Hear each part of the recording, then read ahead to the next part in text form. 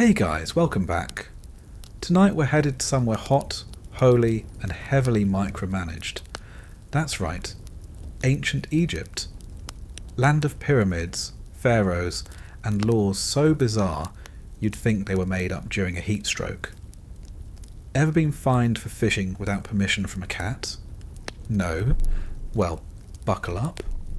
Before we descend into the desert madness, go ahead and like the video, but only if you've ever broken a rule and immediately blame the cat. Subscribe if you're into sleepy deep dives that make you question reality, and comment below where you're watching from and what time it is. I love seeing which time zones are getting legally confused with me. Now dim the lights, maybe turn on a fan for that low budget Nile breeze, and let's take a slow, sleepy walk through a civilization that worshipped cats and criminalized everything else. Congratulations! You've been reborn into the cradle of civilization, ancient Egypt. Sounds glamorous, doesn't it? Nile breezes, sun-kissed temples, golden gods, the occasional slow-motion dance sequence from a documentary narrated by someone British. But no, none of that is your life. You've entered the world swaddled in linen and bureaucratic expectations. You're not Cleopatra. You're not even Cleopatra adjacent. You're a commoner, which in ancient Egypt is a very polite word for someone who's already breaking at least 3 laws and hasn't even opened their eyes yet. From your first gasp of air, which by the way is thick with incense, livestock funk and swamp breath from the Nile, your status is decided. You're not an individual, you're a cog, a sacred, taxable cog in the great machine of Ma'at, the divine balance of the universe, which is policed more aggressively than HOA in hell. Your parents? Likely labourers. Brickmakers, farmers. Maybe a brewer if your ancestors were lucky enough to ferment grain without being audited. You know what that means? You inherit everything, including their debts, social class, and possibly that one unpaid fine for improper offerings to the crocodile god. Yes, that was a real infraction. There's no climbing the social ladder. There is no ladder. It's more like a mudslide of inherited responsibility, and you've been pushed in face first. Your birth is recorded, but not because anyone's happy you're here. It's so they can tax you later. Even as a baby, you are future labour and potential offender. You exist on papyrus before you even exist in memory. Your name? Carefully chosen to please a deity, or honour a dead uncle who may or may not have been cursed. But don't get too attached to your name. If you speak the pharaoh's name incorrectly or carve it without divine permission, congratulations, that's treason. Minimum punishment, fines. Maximum, having your name chiselled out of history, damnatio memoriae style, the ancient Egyptian version of being unfollowed by the gods. Now let's talk about identity. You don't have one. You're not a dreamer. You're not a revolutionary. You're a category. Boy or girl. That determines your legally defined utility. Boys will grow up to carry things until their spine snaps. Girls will learn to bake bread, carry water, survive childbirth, and maybe marry a man who once got fined for singing off-key during a religious procession. Your hair is shaved, not for style, but for hygiene. Lice is the unofficial national pet, and the law doesn't really address it unless you're infested in front of a noble. Then it's a public health issue and possibly heresy, depending on how badly your scalp is interpreted as a divine warning.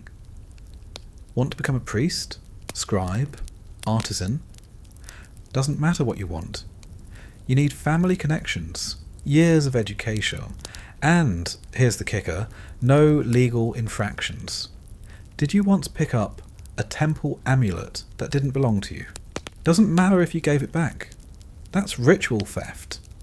Your destiny just got downgraded from scribe to man who holds the goat during castration.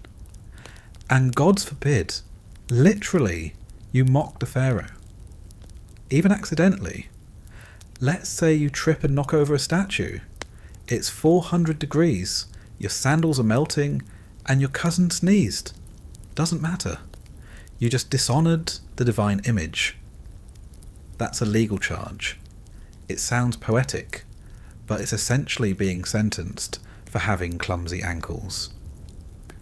You'll spend your life monitored by laws written to preserve cosmic harmony, but enforced by officials who get cranky if you blink wrong during a lunar eclipse. The scribes, who are the only ones who can actually read the laws, aren't interested in fairness. They're interested in neat handwriting and total control. These laws, they're not written for you. They're written around you. A web of religious mandates, labour codes, ritual expectations, and civic paranoia so tight that even sneezing too close to a sacred ibis could result in punishment ranging from a public scolding to a mysteriously timed illness. And don't assume you can plead ignorance. Ignorance isn't a defence. It's another offence. You were supposed to know better. How? Through osmosis, probably. Or by listening carefully to the angry man at the temple gates who only yells in metaphors. You're growing now. Probably 5 or 6 years old. Already helping with the harvest or cleaning fish guts out of a reed basket. You ask your father, why is it illegal to eat pork during the festival of Bastet?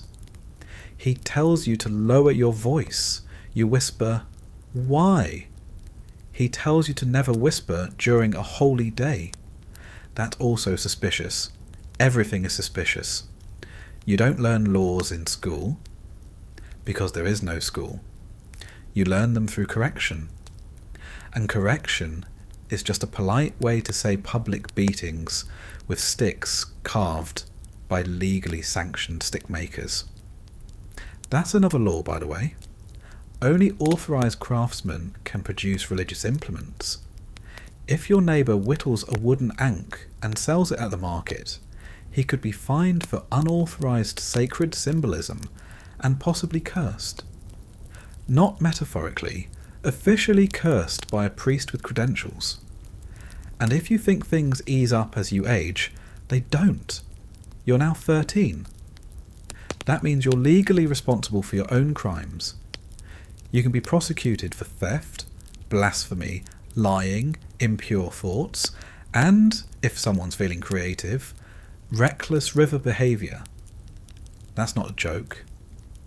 People have been arrested for bathing too close to the temple gardens. The gods don't like splash zones. The legal system is less about justice and more about reminding you that the cosmic order is incredibly fragile and it's probably your fault. So here you are, a sentient sack of wheat and sin, walking on reed mats, hoping your next breath doesn't violate seasonal temple silence. And this is just your identity. You haven't even met the neighbours yet. You step outside, barefoot and half-dressed, because your only linen wrap is still drying on a rock someone legally classified as suitable laundry stone. That's not a joke. Certain areas of the village are designated for drying, and if you hang your clothing in the wrong spot, say near a statue of Thoth, you're committing sacrilege by association. You don't want to be the guy who desecrated divine wisdom with underpants. Your neighbours greet you. One of them is already arguing with a local overseer about whether his dog barked during temple hour. Yes, that's real. Noise disturbances near sacred processions were considered offences punishable by fines, lashings, or worse, a temporary revocation of one's right to participate in religious festivals, which is basically the social death penalty. No beer, no dancing, Just shaman sandals. You walk along the path. Sorry, you attempt to walk. You have to carefully step around religious boundaries, water channels, and sacred landmarkers. If you trip over a temple's property line, congratulations. You just trespassed on holy ground. And it doesn't matter if you were just chasing your cousin or trying to get your goat back. That goat's in trouble too, by the way. Animals weren't exempt from legal codes. If your livestock eats grain from a priest's field, the goat can be seized, sacrificed, or worse, made symbolic in a cautionary hymn. You'll have to hear it sung every solstice for the rest of your life. You want to shout something, maybe call for your sibling. Don't. Loud speaking during a sacred eclipse is a violation of ritual silence. The eclipse lasts 7 minutes, but the priest remembers forever. So instead you whisper, but now you're murmuring forbidden incantations. That's on the books too. Want to scratch your head? Hope it's not near a royal statue. That's unseemly bodily movement in the presence of divine image. And if you're sweating too much in front of a temple, yeah. There's a law that says extreme sweating can be interpreted as nervous impurity, a possible sign you're possessed, lying, or recently cursed. Either way, a priest will need to bless you with palm oil, which costs money, which you don't have. That's another fun thing. Everything costs money, even punishment. Many infractions could be resolved with fines, if you had the grain or beer to pay them. But since you don't, you might be sentenced to temple labour. That's right. Break a law, and you get to scrub limestone steps while being judged by both the gods and the goats. Speaking of goats, remember your friend with the noisy dog? The local scribe just showed up with a clay tablet, ready to write the incident down. Because in ancient Egypt, laws weren't just enforced, they were recorded. Every minor offence was tallied like an eternal Yelp review, etched onto papyrus and reviewed by temple accountants who had no sense of humour. You ask your mother why these rules exist. She doesn't answer. She's too busy counting the number of offerings she has to prepare for the upcoming festival of Osiris. Offer too little, and your family risks divine disfavour. Offer too much, and you can't afford your wheat ration. Balance is key, but the balance is rigged. And you guessed it. The balance is also a law. The law of Ma'at, universal order. If you disturb it, intentionally or not, punishment ranges from spiritual consequences to public trial, to your name being carved off the family tomb. And yes, that's worse than death. Because in ancient Egypt, being remembered was everything. The afterlife wasn't automatic. You needed rituals, tombs, your name spoken aloud. If the court decided you dishonoured the gods or disrupted harmony, they could erase you from memory. It's called second death. You'd be dead and legally forgotten. Let's say you try to be extra careful. You avoid eye contact with temple guards. You walk in a straight line. You bow exactly 12 degrees at every shrine. Then one day, you accidentally step on a scarab beetle. Big deal, right? Wrong. That was a sacred symbol of the sun god Khepri. You've just defiled solar rebirth. A crime. And your cousin saw you do it. He runs to tell a priest. You tried to deny it, but now you're lying. That's 2 offences. Then you say you didn't know. That's 3. Ignorance is not bliss. It's incrimination. The priest gives you a choice.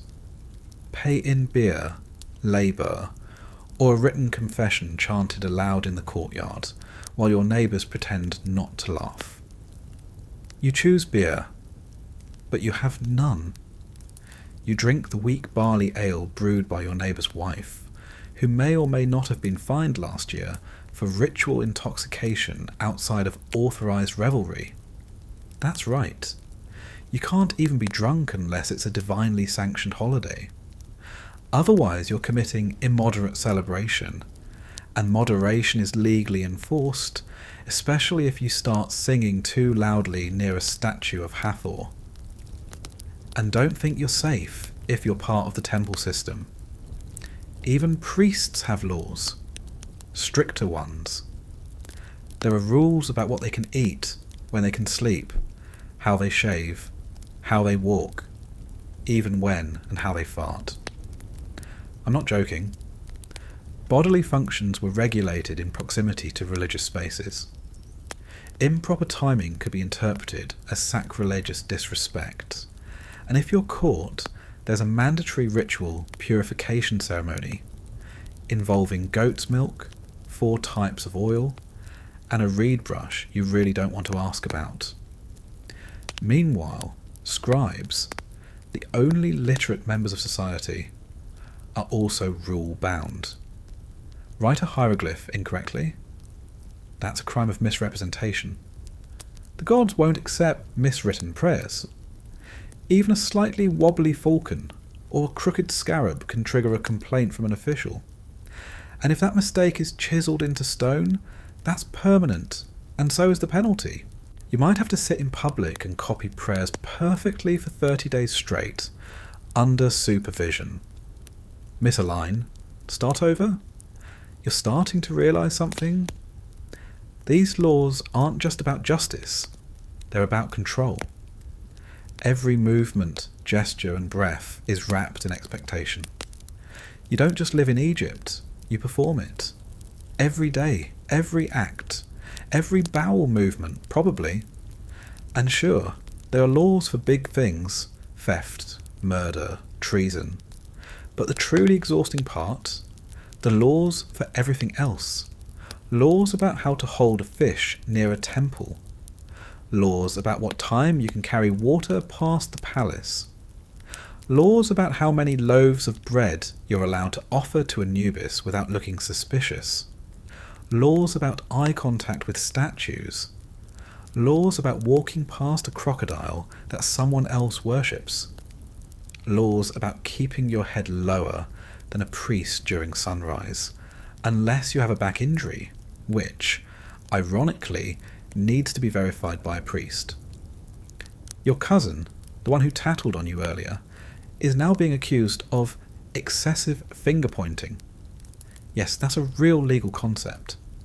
Accusing someone falsely could itself be a criminal act. And since truth is determined by the temple court, which interprets dreams, omens, and bird patterns, he's now standing on trial while a priest reads divine signs from a goose's flight path. Justice, you realise, is less about facts and more about optics and ritual alignment. The truth is what looks most balanced in the eyes of Ma'at. So if your cousin pointed too enthusiastically, or wore the wrong sash while doing it, the scales tip against him. Verdict: unbalanced behaviour. Penalty: 3 days weaving mats for the temple floor while fasting. You watch from behind a clay wall. You want to laugh, but you remember, laughter during judgment proceedings is also a crime. So you just stand there, not breathing too deeply, not blinking too loudly, not being too alive, just in case that's illegal too. And tomorrow you'll do it all again. It's now sunset. The Nile glows gold, priests chant in the distance, and you've made it through another day without being fined for blinking during a solar hymn. You should feel relief. But instead, you feel watched, because you are, constantly. Surveillance in ancient Egypt wasn't digital, it was divine. Every statue of a god, watching. Every carved eye on a temple wall, judging. Even your ancestors are keeping tabs on you from the Field of Reeds, the ancient Egyptian version of the afterlife/neighbourhood watch. You want privacy? There is none.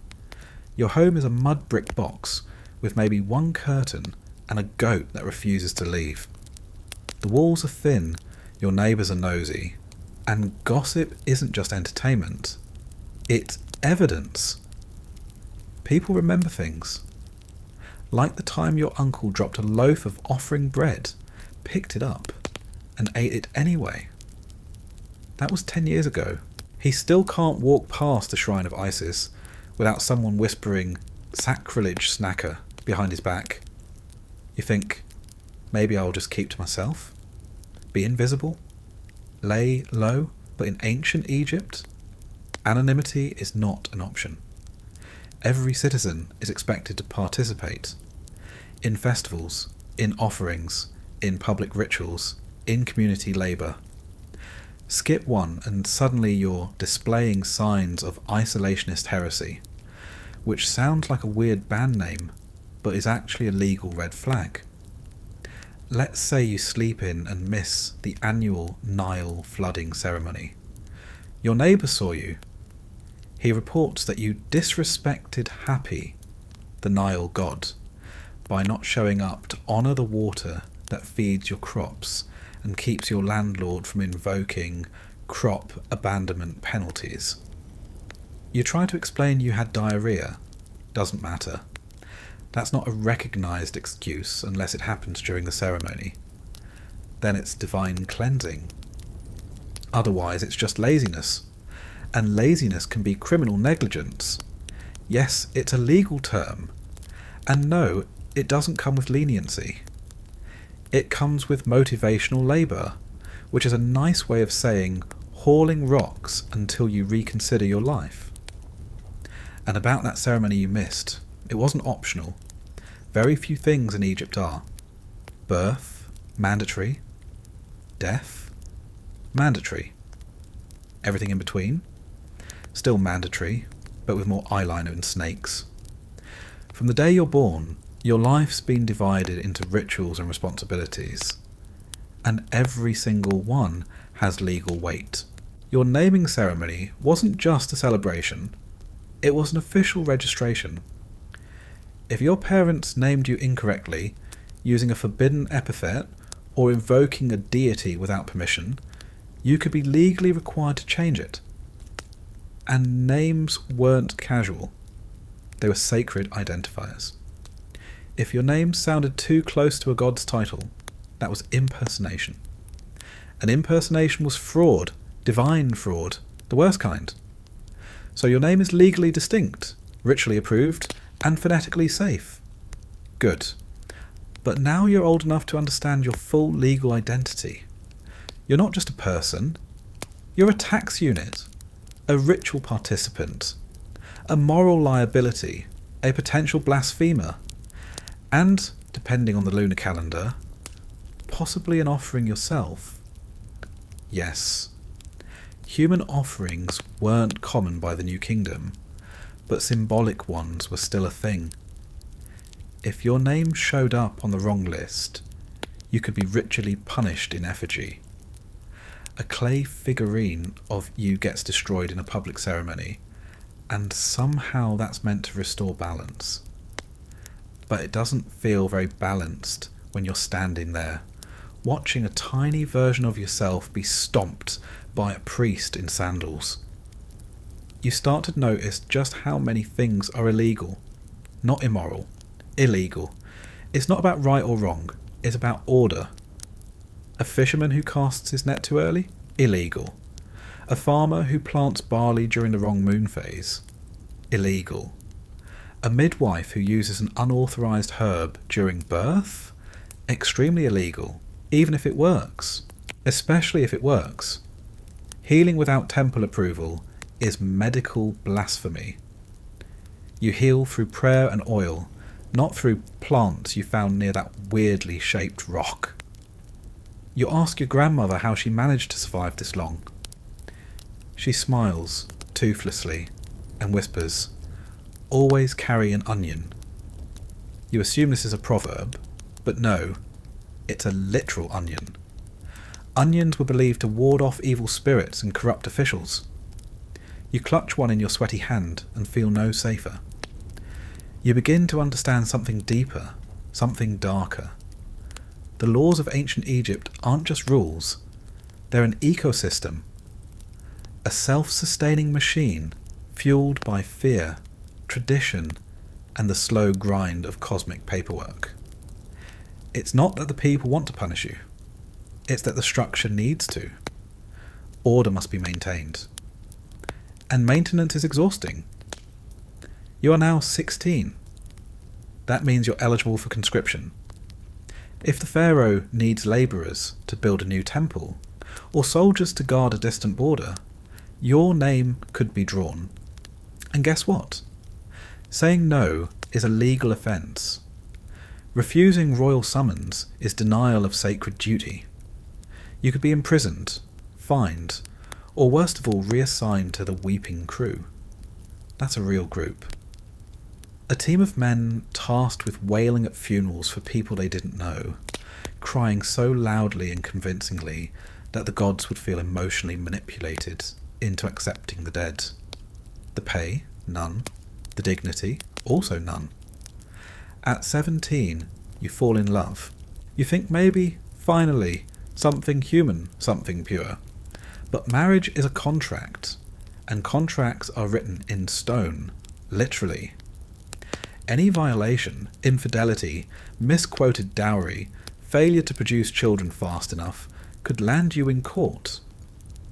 Court, by the way, is just a temple room with a stern priest, a statue of Horus, and the faint smell of whatever incense was used to curse the last guy who spoke out of turn. There's no defense attorney. There's no jury. Just you, your accuser, and the judgment of a man who recently convicted someone of spiritual carelessness. What does that mean? No one knows. But it sounds bad. Eventually you marry. You sign the papyrus. You make the offerings. You try to follow every rule, every single one. You kneel before statues the right way. You use only temple-approved spices in your food. You pay every tax. You sing only within range of ceremonial pitch. And still, one day, your neighbour reports you for possessing unauthorised amulets. You protest. They were a gift. They were decorative. They're literally just beetle-shaped beads. Too bad. Unauthorised amulets imply personal magical intent. That's illegal. All divine intervention must be channeled through licensed priests. Personal rituals are considered chaotic deviance. In other words, you are trying to access spiritual Wi-Fi without paying the temple's monthly fee. The trial is short. You're found guilty. Your punishment? Public repentance and mandatory donation of your illegal charms to the temple's collection, where they'll be richly purified and then quietly resold to someone wealthier. You start to think, maybe this isn't order. Maybe it's just organised paranoia.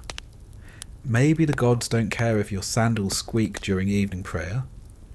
Maybe Ma'at is just a concept invented to make sense of sandstorms, bad luck, and the constant suffocating need to obey. But you don't say this out loud. Of course not. That would be dangerous thinking. And even if it isn't written in the laws yet, it will be. Give it a few dynasties. So you go to bed, wrapped in a scratchy linen sheet that smells like burnt barley and regret. The stars overhead are silent, but the gods are always listening, always judging, always adjusting the scales.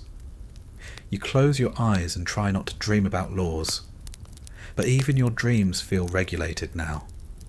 And that, my friend, is how identity works in ancient Egypt.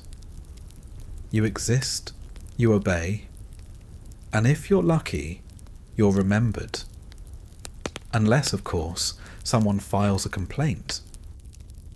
Welcome to your home, if we can call it that. It's technically a house, but only if your definition of house includes one room, no plumbing, and walls that melt when it rains. Congratulations. You're living in an ancient Egyptian mud brick oven. It's not insulated. It's not symmetrical. is not even fully yours. It belongs to your family, and your family belongs to a bureaucratic grid system that someone carved into papyrus 200 years ago, and nobody's dared update. The outside of your house is decorated with faded charms, clay scarabs, a few smudged protective glyphs, and a goat skull that your cousin swears keeps away thieves. Does it work? No, but he says it's been blessed by a priest. Probably the same priest who fined him last month for walking barefoot near the sacred date grove. You want a window? You have one. It's a square hole in the wall with a reed mat hanging over it. Airflow? If the gods are generous. Privacy? Don't be absurd. The mat blows open every time someone sneezes within 10 feet, which is often because no one has immunity to anything, and the legal right to cover one's mouth is still pending clerical approval. Your roof is flat, sun-baked, and currently occupied by 3 half-feral cats and 1 dried fish you're supposed to eat later. You sleep on the floor, on a woven mat that smells like ancient disappointment and fermented sandal sweat. Under your head is a wooden neckrest, not a pillow, but a curved block of ergonomic suffering. It's supposed to align your spine with the stars or something. In practice, it just ensures you wake up cranky, stiff, and spiritually misaligned before breakfast. Now let's talk soundscape. Peaceful Nile breeze. Try again. Your neighbours are arguing about who owns a clay jar. A donkey is screaming. Someone is grinding barley while humming what may or may not be a legally permitted song. Music, after all, was regulated. Certain instruments, like the sistrum, were sacred. If you shake it outside temple grounds without a priest's permission, that's unsanctioned rhythmic invocation, punishable by public shaming and a firm lecture delivered entirely in metaphor. You step outside for fresh air, which is a cruel joke, because the streets smell like a potpourri of sun-baked fish guts, donkey urine, incense smoke, and swamp rot from the riverbank. There's no sewer system. Waste disposal is handled by gravity, prayers, and the occasional ditch. You pray for wind, you get flies. Let's say you're walking to the market, a simple task in theory. In practice, it's a full-body obstacle course with legal consequences. First, you avoid stepping on a boundary stone. These stones mark sacred perimeters, and even brushing one with your toe can result in a fine for boundary blasphemy. If the stone is dedicated to a god, and most of them are, you also owe an offering, usually beer, bread, or labour. If you're poor, labour is your only currency. So now you owe the temple 6 hours of basket weaving for stepping near a rock. Next, you pass a granary. You stop to rest in the shade, but a clerk sees you. He reminds you that loitering near state-owned grain storage is prohibited unless you're delivering goods or dying of heat stroke. You assure him you're on your way. He takes note of your name anyway. He'll write it down later, just in case the grain spoils and someone needs a scapegoat. The market is chaos. Vendors shout over each other. Chickens escape cages. Children argue over the price of onions. You try to buy a fish. The vendor asks if you have a permit to trade during Temple Feast Week. You do not. Why would you need a permit to buy a fish? Apparently, because fish are sacred to certain deities, and their sale is restricted during specific lunar alignments. You apologise. He nods and sells it to someone else. You leave empty-handed and spiritually confused. Back home, you try to fetch water from the public well. There's a line. That's normal. What's not normal is that the well is technically on temple land. That means every bucket of water drawn must be accompanied by a token prayer. Skip the prayer, and someone, usually an elderly woman with 6 cats and the memory of a crocodile, will report you to the district scribe for ritual omission in resource extraction. You pray, loudly, correctly, you think. Later, you return to your hut. Your brother is sitting on your mat, chewing something. You ask what it is. He says herbs, but won't specify. You whisper, "Is it medicine?" He tells you to whisper quieter. Herbal medicine, if unlicensed, is punishable by fines. Healing is a priestly duty. If he cures a headache without divine oversight, he's appropriating sacred healing rites, which is a charge that sounds impressive until you're sweating through a public interrogation in the sun while a man with eyeliner and a clipboard asks if you believe in balance. You take the herbs anyway. You sleep better. You also dream that a jackal spoke to you and asked for cheese. You don't tell anyone. Dream interpretation is also priest territory, and unsolicited prophetic dreaming can land you on a watch list. The gods do not like being bypassed. The next day, there's a storm. Not rain, Egypt sees about 6 droplets per decade, but wind. Violent, sand-hurling, vision-blurring wind. You shut the reed mat over your window and try to seal the door. Dust seeps in anyway. Your eyes burn. Your nose bleeds. Your grandmother says this is the punishment of Set, god of chaos. Your uncle says it's just weather. Your cousin reminds him that denying divine causality during an event of atmospheric irregularity is borderline heresy. He's quoting from the law tablets. You don't argue. You just sneeze and accept your fate. Even weather isn't neutral. A bad harvest? That's your fault for not honouring the right deity. Flood comes early? Someone must have offered stale bread to Happy. Drought? Probably someone cursed the river by peeing too close to a fish shrine. You think I'm exaggerating, but there were literal instructions for how and where to relieve yourself so as not to offend the gods. You're supposed to face a specific direction, depending on which deity you're trying not to annoy. If you mess it up, the gods might not punish you directly, but the priest definitely will. You want to clean yourself? Bathe? Bold choice. Water is scarce, and so is privacy. There are public baths, but they're really just large jars and a ladle, and you'd better bathe quietly. Splashing water near temple land is ritual mimicry, which is frowned upon unless you're in a sanctioned cleansing ceremony, which you are not. So you rinse your armpits in silence, using the good reed soap your aunt made from swamp scum and expired palm oil. You drop the soap. You curse. You remember too late. Swearing near water invokes a purification ritual. Too bad. A neighbour heard you. Expect a visit from someone official, holding a reed switch and a list of offences written in the god's favourite ink. And speaking of neighbours, let's talk community. Because your environment isn't just physical, it's social. And the social rules, brutal. If someone offers you bread, you must accept it with both hands.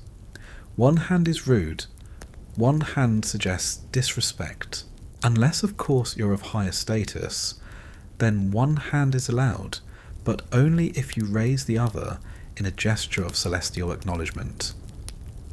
If you do neither, the person can file a grievance for ritualized dismissal, which sounds like something you'd get in drama school, but here it's a fine and mandatory apology during the next full moon. If you sneeze, you must immediately thank the gods for letting you survive the expulsion of air.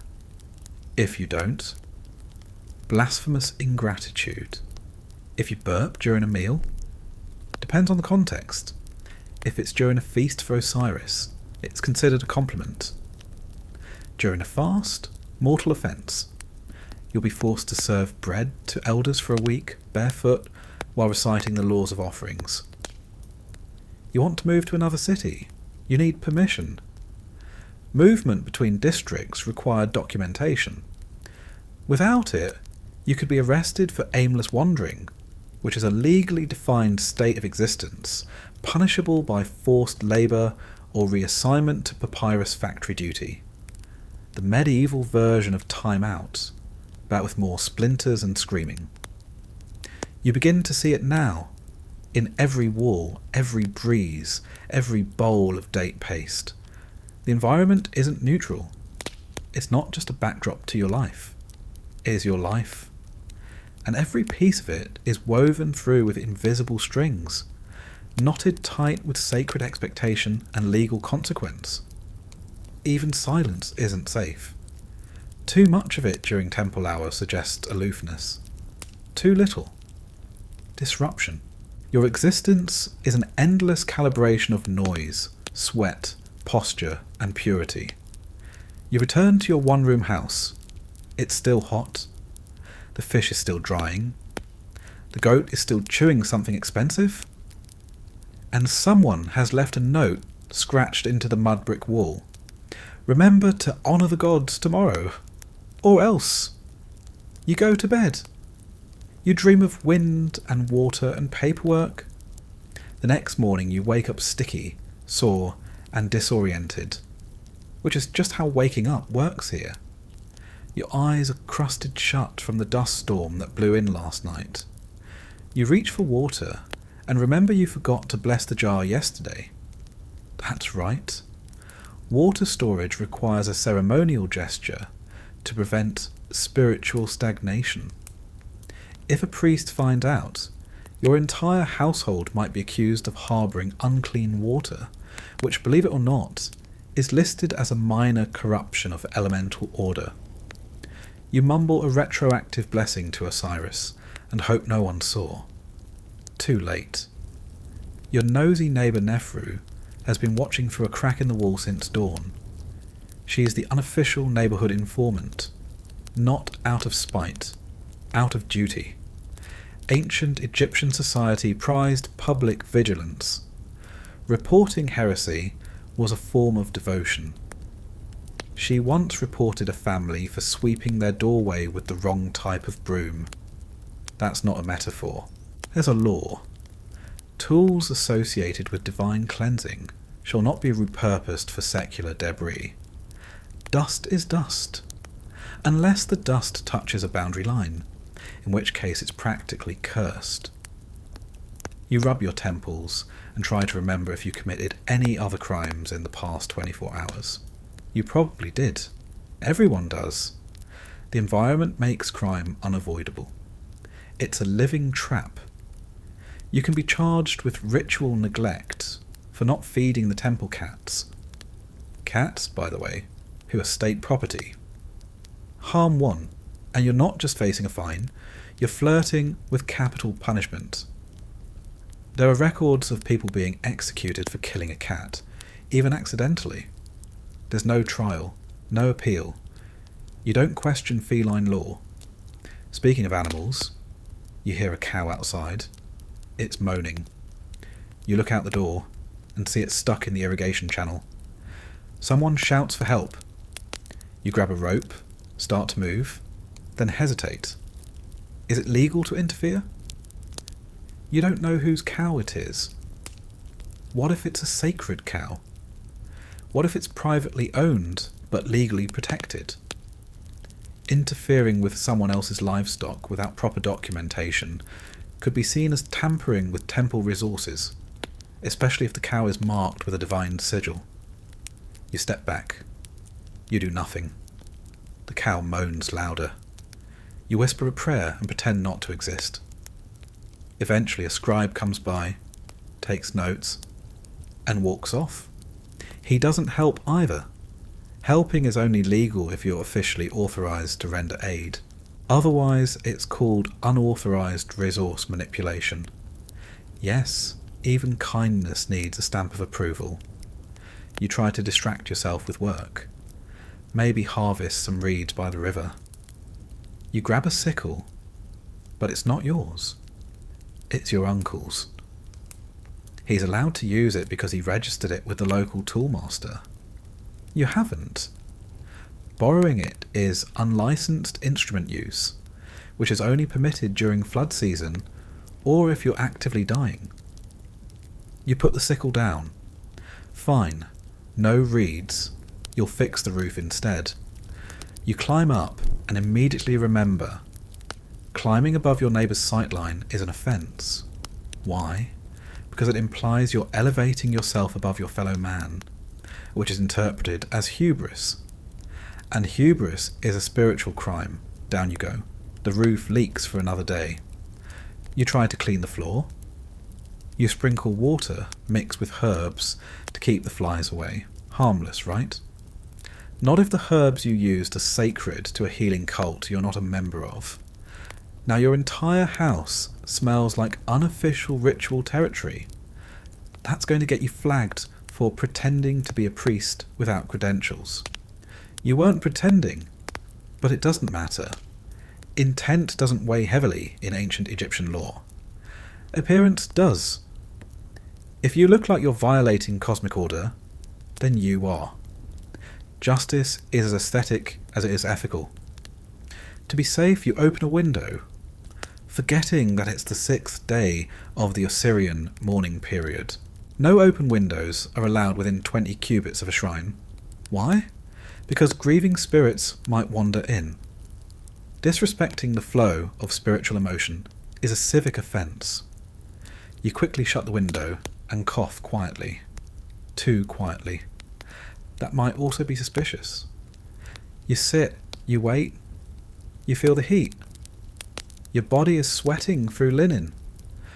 Not because you're moving, because the environment is trying to kill you slowly with sunlight and rules.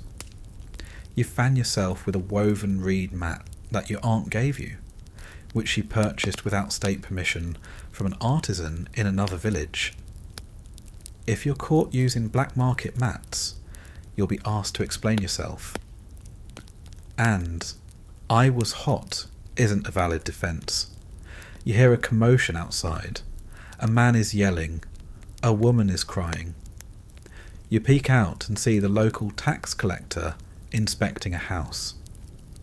He's flanked by 2 temple guards and a junior priest with a basket of onions.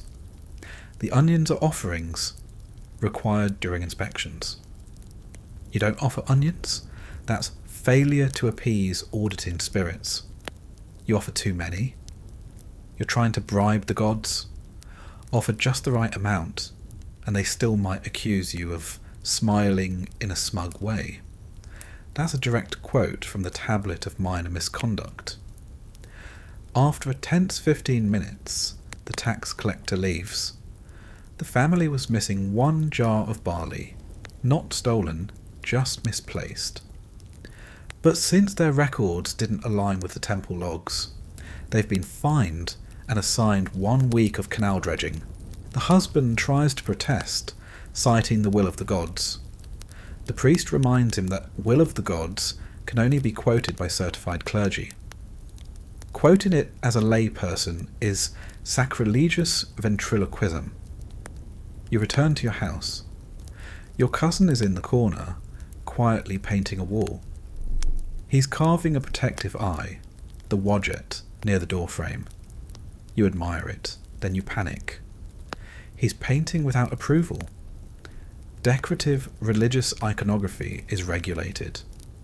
If you don't have permission to inscribe holy symbols, the punishment is steep. Either public re-education or a week-long silence vow where you carry a chalkboard and write out every apology by hand.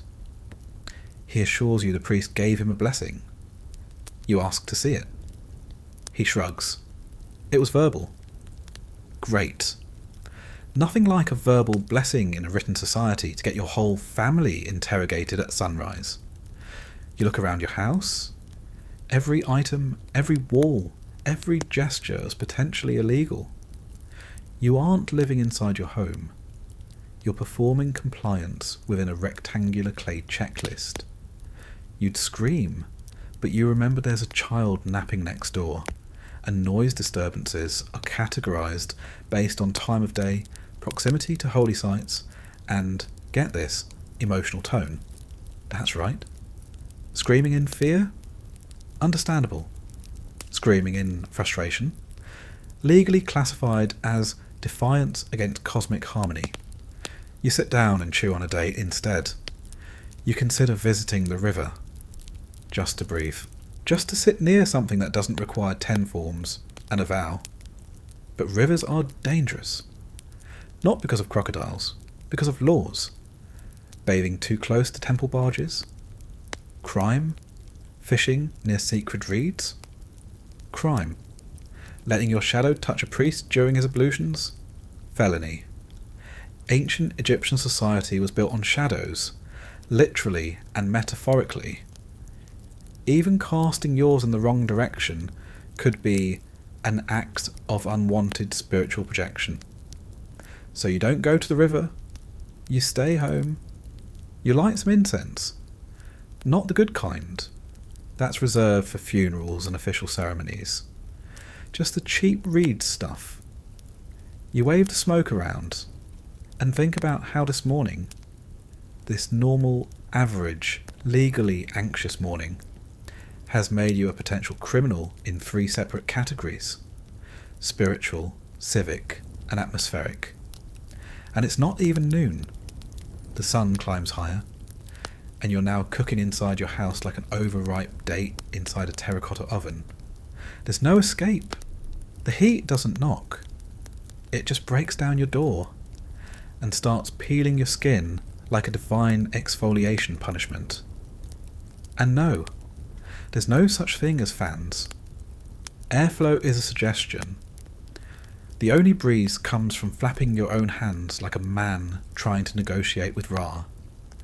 You try to leave again, just to breathe, but a priest is walking through the alley, sprinkling blessed water on doorways. It's the festival of renewal. That means you're not allowed to pass between shrines during the rite. That's crossing sacred streams. And if you do, the entire ceremony has to be repeated. You know who pays for that? You do. In barley. Which you don't have, because the inspector fined your family last week for insufficient reverence posture. You hide inside and wait. You try to sit still, but even stillness is suspicious. Long periods of inactivity are associated with inner misalignment. You're supposed to be productive, reverent, or visibly tired. If you're just there, that's dangerous. That's a man with thoughts. And thoughts, in ancient Egypt, are like unauthorized spells waiting to happen. The temperature climbs. Your sweat soaks the reed mat beneath you. You consider removing your tunic, but remember that exposed shoulders during daylight can be seen as a casual insult to celestial order, especially if you're visible from the street. The priest finishes his blessing rounds and nods at your doorway. You bow back, not too low. Low bows are for royalty. Too high? Arrogant? Just low enough to be devout, but not self-important. That's the sweet spot. And yes, that angle is regulated. Outside, a man is trying to patch his roof. His ladder leans against a shared wall. A passing official stops him. Shared wall adjustments require mutual agreement and a signed glyph from the district scribe. The man points out the wall is literally collapsing. Doesn't matter.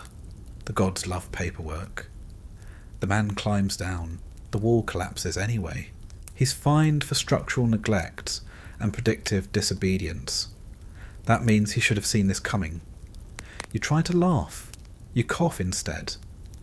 The air is thick with dust and irony. You open your water jar. It's nearly empty. Refilling it requires going to the well. Again, you don't want to. But the heat says otherwise.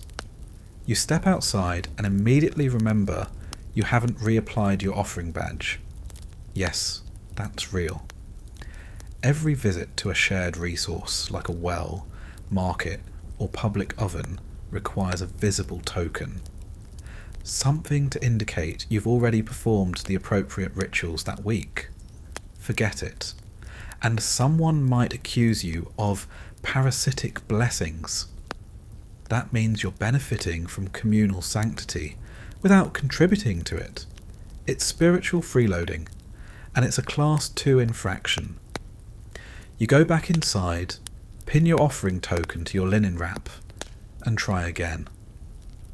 On the way you pass a clay tablet that someone nailed into a tree, a public announcement. You pause to read it. It's a list of recent offences, community alerts, and upcoming mandatory observances. There's a feast next week. Everyone is required to bring 2 loaves of bread and 1 emotion. The emotion is up to you, but you must feel it strongly. Apathy is the same as blasphemy.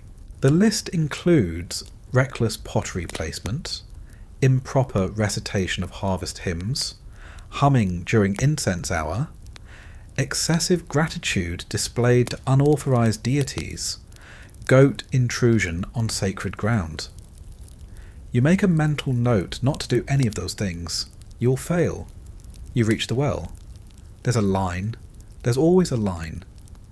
In front of you is an old woman with a basket of dried figs and 1 working eye. She glares at you, then moves aside. Her grandson whispers something to her. She nods. You already know. She thinks you looked bored during the last market prayer. That's a finable offence. Technically, she can't accuse you unless she files a claim in triplicate, but she knows a priest. Everyone knows a priest. You fill your jar, offer a brief thanks to Happy, and walk home in silence. You pass a shrine and drop a pinch of barley, as you've been trained to do since childhood. But you forgot to rotate your hand clockwise. A child sees you. You try to correct it, but it's too late. The child has already darted off to report you for ritual reversal. A minor infraction, but one that requires cleansing. You sigh. You don't even like barley. Back at home, the flies have claimed the north corner of the room. You wave your reed fan and consider smoking them out, but that requires lighting a fire. Fire requires permission. You need a spark license, yes, a literal one, because open flame during the Festival of Stillness is prohibited within residential districts. You consider ignoring the rule, but Nefru, your all-seeing neighbour, just walked by again. She coughs pointedly. You sigh and let the flies win. Your cousin returns from the fields, covered in sweat and absolutely illegal posture. Slouched, crooked, muttering to himself. That's visible disharmony. If a priest saw him like this, he'd be ordered to rest.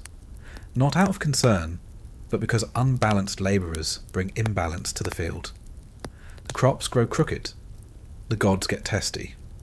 The Nile sulks. You feed him a date and some leftover beer. You don't have cups. Cups are luxury items. You pour it into a bowl and hope it doesn't attract ants. Ants are sacred to some, pests to others. Depends on the district. Step on one in the wrong region, and you're fined for trampling the divine courier. Let it crawl on you, and you risk being seen as careless with omens. Ants mean messages. Everything means messages. Your entire house is a canvas of potentially offensive symbolism. Night falls. You light an oil lamp. Small, quiet, respectful. You sit near it and contemplate silence. But your cousin starts singing. Not loudly, not badly, but unapproved lyrics. He's singing a folk tune from the eastern villages. In your district, that song was banned after it was found to contain a phrase that might, possibly, theoretically, imply disrespect toward Ra's solar chariot. You hush him. He rolls his eyes. That's interpersonal disharmony. You frown. He frowns back. You both sit in tense, legally ambiguous facial expressions. No one is happy, but no one is loud enough to be charged. A perfect balance. The gods would be proud. You lie down and try to sleep. Outside, a priest is walking door to door, collecting temple dues and checking on household purity levels. That's right. Random checks. Your door is marked with a reed twist, indicating you're due for inspection. You consider hiding, but hiding is intentional withdrawal from community ritual participation, which is a bigger offence than whatever they're going to accuse you of anyway. He comes in, checks your walls, your offerings, your mat. He points at a drawing your cousin etched earlier, a dog chasing a snake. He squints. This resembles Seth pursuing Horus, he mutters. Inappropriate use of secret narrative. Your cousin tries to explain. It's just a dog. The priest nods. All things are just something, until they are more. He leaves a small tablet on your table. It's a fine, symbolic, just enough to remind you you're being watched. He takes a fig on his way out. Unpaid. You don't say anything. You stare at the ceiling. It's cracked. The stars peek through. They're beautiful. But even the stars are categorized, counted, mapped into constellations governed by temples that decide which star means what, when. There is no neutral ground. Not even a sky. And that's the truth of it. In ancient Egypt, you're not just surrounded by environment. You're embedded in one that breathes rules and whispers regulations.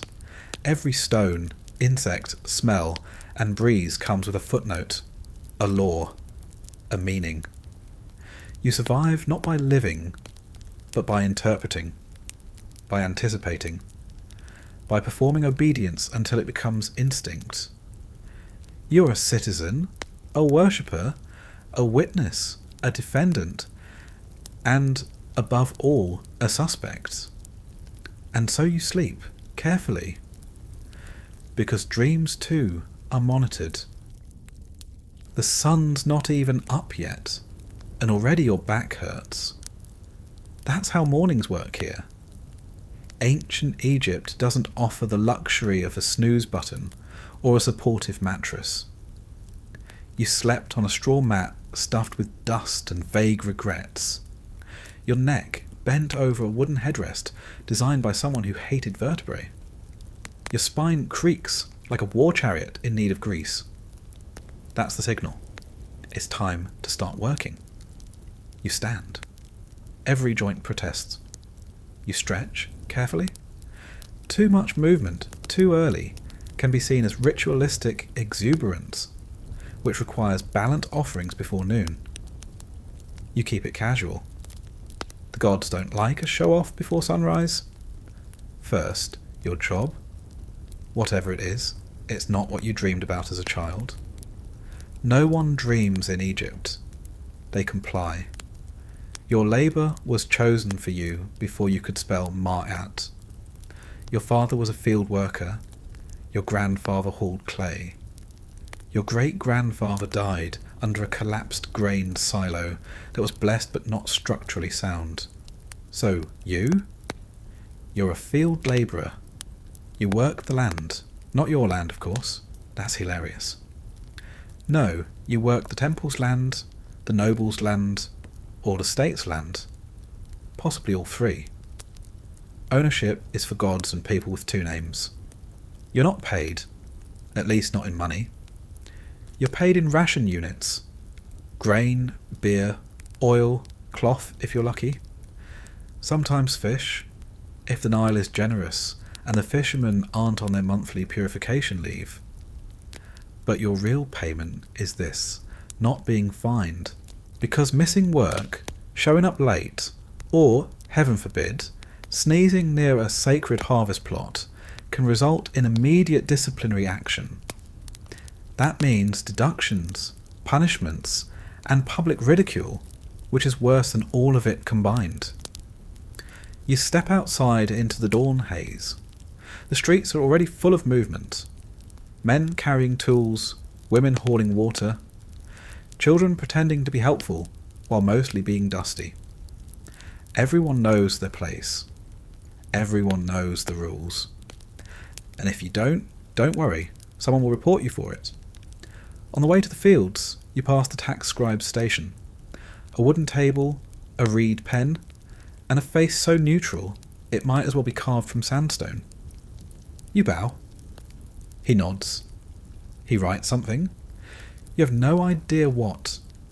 Maybe your name, maybe your gait. Maybe you blinked wrong. Either way, it's recorded. You arrive at the worksite. There's a sign etched into a mud wall. All labourers must recite the harvest oath before commencing toil. You join the line. Everyone chants it. A rhythmic, practised phrase about humility, duty, and the eternal gratitude we owe the Nile. You say the words trying not to mumble. Mumbling suggests insincerity. Insincerity is legally suspicious. Suspicion leads to questioning, and questioning leads to voluntary temple service, which no one survives with dignity intact. After the oath, tools are distributed. Not yours, of course. You don't own tools. You borrow them from the temple. Each sickle is marked with a glyph. Each glyph is recorded. Lose a sickle, and you'll pay for it with your back. Misuse one, that's defilement of sacred property. You once saw a man try to sharpen his sickle without the correct prayer. The priest made him carry a stone tablet on his head for a week, with "Tool Heretic" scratched into it. Now you dig. The sun is rising. The soil is hard. Your muscles groan. There is no mercy, not from the earth, not from the sky, and certainly not from the overseer, who watches everything with the bored cruelty of a man whose power exceeds his intelligence. The overseer carries a staff and a list. He loves his list. On it are infractions so minor they border on hallucination. Fail to maintain optimal hoe angle. Sandal straps loose during divine alignment. Pausing to cough without excuse note. Incorrect sweat distribution pattern. That last one? Real. The temples believe that even sweat patterns reflect spiritual order. If you're sweating more on the left side, that might mean your soul leans too heavily toward chaos. It sounds like nonsense. It is nonsense. But you can't say that. Saying that is verbal insubordination to divine structure. Try writing that on a papyrus scroll without weeping. Someone drops a basket. It tips over, spilling grain into the mud. Silence. The field goes still. The overseer walks over. Everyone watches. That grain, he says, was blessed. The worker nods, trembling. I'll gather it. I'll clean it. The overseer frowns. You'll recite the apology hymn. You'll explain the spill to the gods. And you'll work an extra hour tonight. The worker nods. He's lucky. Last month, someone spilled salt and was flogged with a wet rope soaked in fermented river shame. That's what they called it. River shame. No one knows what it means, but it smelled like a dead fish's regrets. You keep your head down and dig. The work is endless. You dig, you haul, you sow, you chant. At midday you're allowed a break, technically, but only if you meet your quota. You haven't. No one has. The overseer shrugs. The gods do not rest, he says. Why should you? You want to ask if the gods also get sunstroke. You don't. That would be sarcasm. Sarcasm is a gateway sin. Instead you drink your beer. It's warm, flat, and technically nourishing. Not delicious. Ancient Egyptian beer is more porridge than pourable, but it won't kill you, unlike the water. You chew it, that's how thick it is. You sip from a shared jar, rinse your face with a damp cloth, and return to work. The sun climbs. So does the heat. Your sweat turns into crust. Your clothes cling to you like spiritual punishment.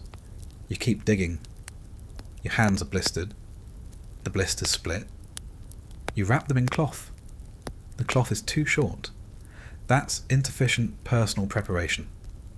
Another offence. The labour bell rings at dusk. Not a real bell. It's a boy with a drum, trained to beat at a holy rhythm. You drop your tool, stretch, and almost cry from the pain. You survived another day. Technically. You return your sickle. It's inspected. A chip on the edge. That's damage. You owe 5 grain units. You try to protest. The priest tilts his head. Are you saying the tool is at fault? No, you say. Of course not. Because blaming tools is blaming the temple. And blaming the temple is suggesting divine imperfection. That's heresy by implication. You smile. You nod. You hand over the grain. You walk away. Your home is a half-hour's walk. You limp it in silence. If you talk while walking, someone might overhear. Conversation after dusk is restricted in certain neighbourhoods. Too much noise can disturb the guardian spirits. And if you offend a spirit, the priest has to rebalance the neighbourhood. Guess who pays for that? You do. With more grain, always grain. You arrive home. Your cousin is boiling lentils. The goat has eaten part of your sandal. You're too tired to care. You eat, you chew. You taste nothing. Your tongue is numb. You think it might be sunburned. You fall asleep on the mat, but not before mumbling the 3 nightly affirmations required by district law. 1 for gratitude, 1 for humility, 1 for forgiveness. Even if you're not sure what you did wrong, doesn't matter. You did something. You always do. You dream of grain, of sickles, of hands that don't bleed. And when you wake tomorrow, you'll do it all again. You wake up with your face stuck to the mat. You try to sit up, but your joints crack like ancient pottery under a camel's foot. That's normal. You're alive. Barely. You stretch slowly, remembering the pain of yesterday's labour and the law that technically requires all stretches to be performed with reverent humility. Yes, there's posture protocol for waking up. Today isn't a harvest day. Today is a weaving day. Lucky you. You've been reassigned to help produce textiles for the temple. Why? Because the overseer said your hoeing form lacked symmetry with divine plough energy. So now you get to spend the day surrounded by fibres, dust, and passive-aggressive grandmothers who've been weaving since the reign of a pharaoh no one remembers. The weaving house is one large, windowless clay box filled with looms, smoke, and judgment. You take your place at a reed loom. Not assigned, of course. You have to earn your loom every day by reciting the fabric prayer of Sekhmet, goddess of power and thread. Mess up the chant and you lose your spot. The woman next to you, Tetty, missed a line once. She was made to spend 3 days unravelling someone else's fabric as punishment for verbal defilement of textile sanctity. You do not miss a line. You begin weaving. Your hands are too large for this. You're a field labourer. You don't know fibre from filth. You cross the warp threads over the weft. Or maybe it's the other way around. Who knows? The woman behind you coughs. That's the signal you've messed up. You uncross the wrong cross. The priest walks by. He doesn't stop. That means you're safe, for now. Let's talk labour specialisation. In ancient Egypt, jobs weren't hobbies. They were fates. Chosen by your social class, your family history, and your ability to survive childhood without offending a minor deity. Every job came with laws. Not rules, laws. Legally binding, ritually enforced, bureaucratically exhausting. Are you a brickmaker? Then you're subject to the Code of Wall Integrity, including but not limited to maximum allowable brick tilt, proper mud consistency certification, yearly dedication of bricks to Ptah, god of craftsmen, seasonal inspections for spiritual alignment of corners. Failure in any of those means your bricks are declared ritually unstable, and you're sentenced to 1 week of public masonry repair under supervision, where supervision means an old man with 2 teeth and a tablet full of curses. Are you a fisherman? Then you've memorised the 11 laws of the hook, the 7 forbidden net designs, and the 3 times you absolutely must not fish or else. Fishing during the festival of the moon? Forbidden. Using a bait that resembles a sacred animal? Also forbidden. Casting your shadow over the water near a temple boat?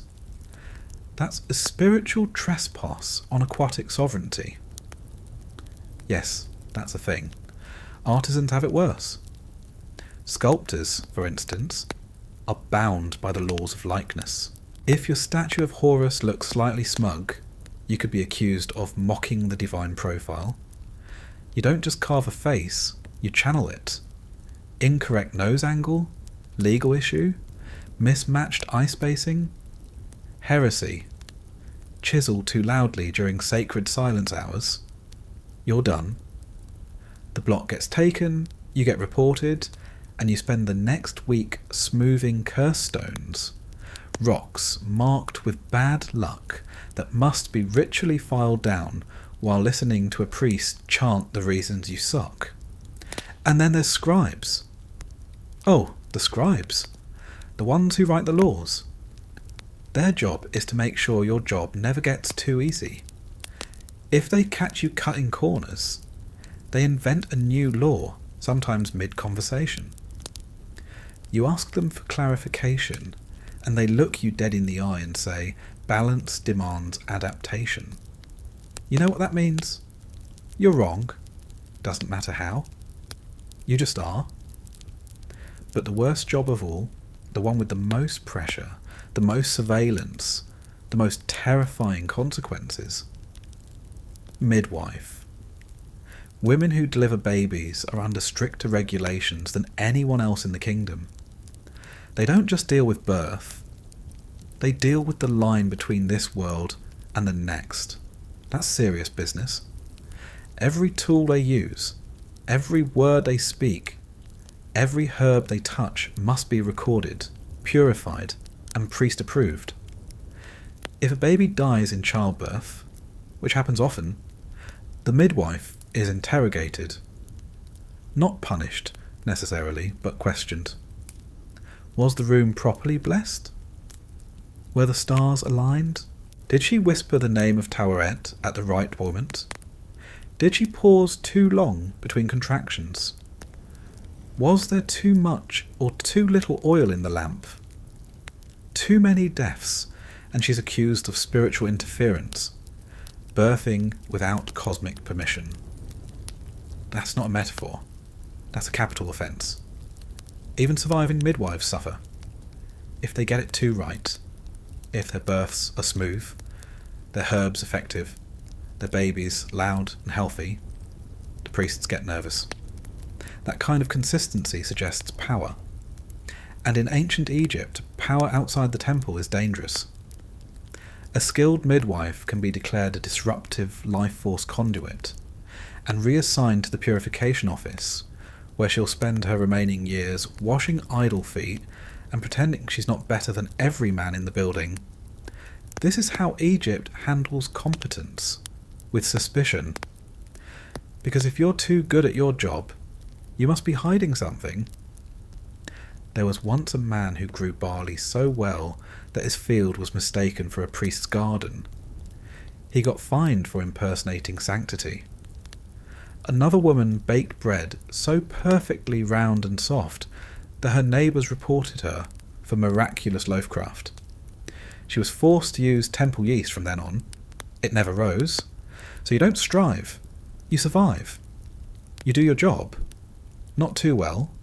Not too poorly. Just enough to be invisible. You maintain equilibrium. You aim for unmemorable adequacy. And that's not just good enough. It's the law. As for women in general, their labour is constant, eternal, monitored. You think your day is hard? Carrying rocks, hauling water, dodging fines? Try doing all that while being expected to give birth in a hut, cook over open flame, spin wool into thread with fingers that never stop bleeding, and still look pious during evening chants. Women are required to observe monthly cleansing rituals. No exceptions. Miss one because you're sick or in labour? Too bad. You're unclean. You're not allowed to cook, touch icons, or even enter certain doors. And if you do, the man in your life gets fined. Not you, him. Because in ancient Egypt, the husband is held legally responsible for his wife's ritual behaviour. That's how control works here. It's distributed through layers of blame. But don't think men get it easy. If you're a man and your wife is caught weaving during a temple fast, your rations are docked. If she speaks during moon prayer, you're summoned. If she forgets to wear the correct amulet while carrying a jar of water, you must make a public apology to the Water Priests Guild. And if you're unmarried, that's suspicious. Too suspicious. Unmarried men over a certain age must prove their chastity. Not just socially, but ritually. That means they must undergo purity checks. These are real things. They involve questions, scrolls, and sometimes uncomfortable personal inspections conducted by men who haven't smiled since the last solar eclipse. Labour isn't just something you do, it's who you are. And every motion, from how you hammer a nail to how you breathe near a sacred tree, is subject to interpretation. You go to sleep that night exhausted beyond speech. Your hands ache. Your feet throb. Your soul feels like it's been dipped in old fish brine and left to ferment. You say your nightly prayers, not from faith, from fear. You chant each line with just enough passion to seem devout, but not so much that your neighbour thinks you're auditioning for the priesthood. That happened once. The man got selected. He's still scrubbing floors 3 years later, trying to remember what joy felt like. You dream of sitting still. But even in your dreams, someone's watching. You wake up broken. Your legs twitch in protest. Your back feels like it lost a bar fight with a limestone statue. You lift your head, and your neck makes a sound usually reserved for ships straining against moorings. And you haven't even moved yet. You're in trouble? Not legally, not yet, but physically. You can feel it in your bones. The kind of dull, deep ache that means something is about to give. Maybe it's a tendon. Maybe it's your will to live. Doesn't matter. You're going to work. Because the laws don't care about your inflammation. You hobble out into the street and immediately remember it's inspection day. That means any able-bodied citizen must be present in the square at dawn to receive labour assignments, moral reminders, and a general once-over from temple officials who haven't laboured a day in their life. You consider skipping it, but that's willful civic invisibility. That's a charge now. The scribes added it after too many people started hiding behind goats. You arrive at the square. You're late. A priest gives you a look, that flat, expressionless glare that suggests he's mentally assigning you a punishment, but hasn't yet decided how poetic it should be. You nod. He nods back. You're added to the ledger under unpunished pending. Today's task, canal dredging. Excellent. You love soft tissue trauma. The Nile canals are clogged, again. Too much silt? Too many fish guts? Not enough reverence? You're handed a basket and a long wooden scoop. No gloves. No shoes. You wade into ankle-deep filth that smells like boiled swamp tragedy and begin scooping. Let's talk about canal law. It's extensive. Every motion is a ritual. Every error is a crime. Scoop too shallow.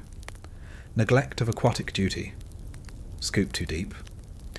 Aggression against divine channels. Spill water on your neighbour's foot. That's technically assault. Get water in your eye. That's contamination. You're expected to close your eyes between scoops. That's real. Temple training scrolls suggest sacred blindness as the preferred posture for purity. So, you scoop with your eyes closed. You slip. You fall. Now you're wet, humiliated, and possibly infected with whatever microbial justice ancient fish left behind. You stand. The overseer blows a horn. That's not a warning. That's a penalty notification. You are now officially, spiritually unclean and must undergo purification before re-entering any civic space. Purification takes time. Time you don't have. But if you skip it, double offence, impurity plus evasion. That means a hearing. That means standing in front of a tribunal of priests while a child reads your charges aloud from a papyrus longer than your body. So you go. You walk to the temple, dripping filth and defeat, and wait in the purification line. In front of you, a baker accused of oversalting a royal loaf. Behind you, a child who laughed during the river blessing. Everyone's guilty. Everyone's tired. No one speaks. You're cleansed with sand and reed oil. It burns. That's the point. Pain is considered clarifying. Afterward, you're given a feather, a literal feather, to wave over your body as a symbolic gesture of restored balance. The feather is damp. It smells like goat. You wave it anyway. You return to the canal. You resume scooping. This is how the day continues. Bend, scoop, dump, repeat. The sun climbs, the flies arrive, the priest yawns. You work until your arms go numb and your thoughts start to feel illegal. And then it happens. You feel a pop in your shoulder. Not a crack. A pop. Like something let go. You freeze. You try to lift your arm. Nothing. It hangs there like a misunderstood metaphor. You're hurt. Actually hurt. You raise your good hand. Sir, you call. The overseer approaches, scroll in hand. I can't continue, you say. I've been injured. He squints at you. Where's the injury? You point. He nods. Was it sustained during duty? Yes. Were you performing in accordance with canal law? I think so. He writes something down. You'll need to file a Form 17A, request for temporary withdrawal due to labour malfunction. Do you have a witness? No. He frowns. Then it's a one-witness injury. That means probationary status. You blink. What does that mean? He shrugs. It means we assume you're faking it unless a priest says otherwise. And just like that, your injury has become a legal problem. You're given a pass to the temple infirmary. Not for treatment, for evaluation. You arrive and wait while a junior priest taps your bones with a rod and asks questions like, were you emotionally balanced before the injury? And, did you anger any cranes this week? You answer honestly. That's your mistake. After a long pause, he declares your ailment ambiguously spiritual. You're released, but your ration is halved until your attitude improves. You go home, no food, no praise, no sympathy. Your cousin asks if you're cursed. You don't answer. You lie down, clutching your limp arm, and try not to scream. Screaming is discouraged during the sacred hours of Ra's descent. Instead you hum a hymn, out of tune, off-tempo, barely audible. It still counts. The next day, you report for light duty. That's what they call it. Light duty.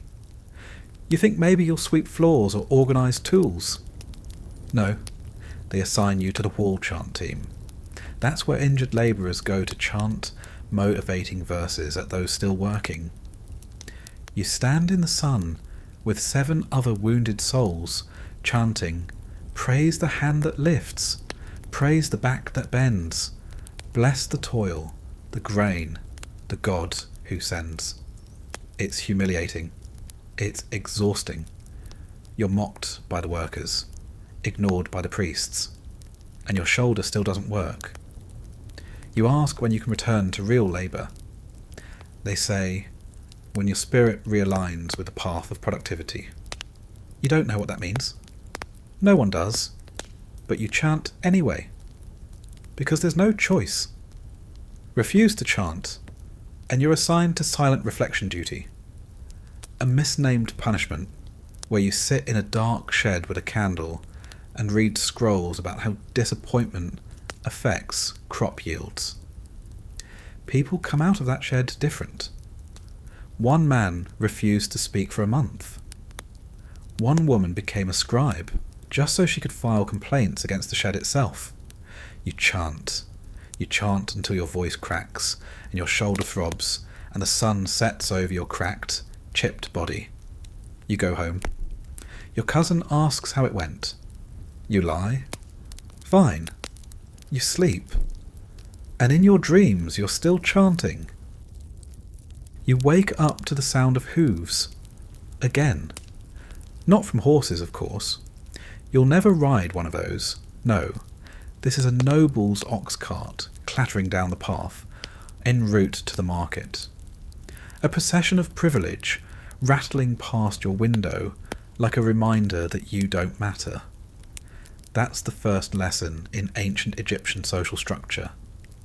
If you can hear the elite, you're already too close. The second, don't look at them. Not directly. Staring at someone above your station is considered visual overreach. That's a real offence. A fine, at best. A public reprimand, if you're lucky. Worst case? Symbolic vision correction, which involves being made to wear a reed mask for a week that restricts your gaze downward. It's itchy, humiliating, and doesn't go with anything. Let's be clear. Ancient Egypt wasn't just a class system. It was a cosmic pyramid. Gods at the top, Pharaoh just under them, then priests, scribes, officials, artisans, traders, field labourers, women, animals, insects, spiritual shadows, then you. You are the foundation. Not because you're strong, but because you're the most expendable. And in this system, everything is ranked.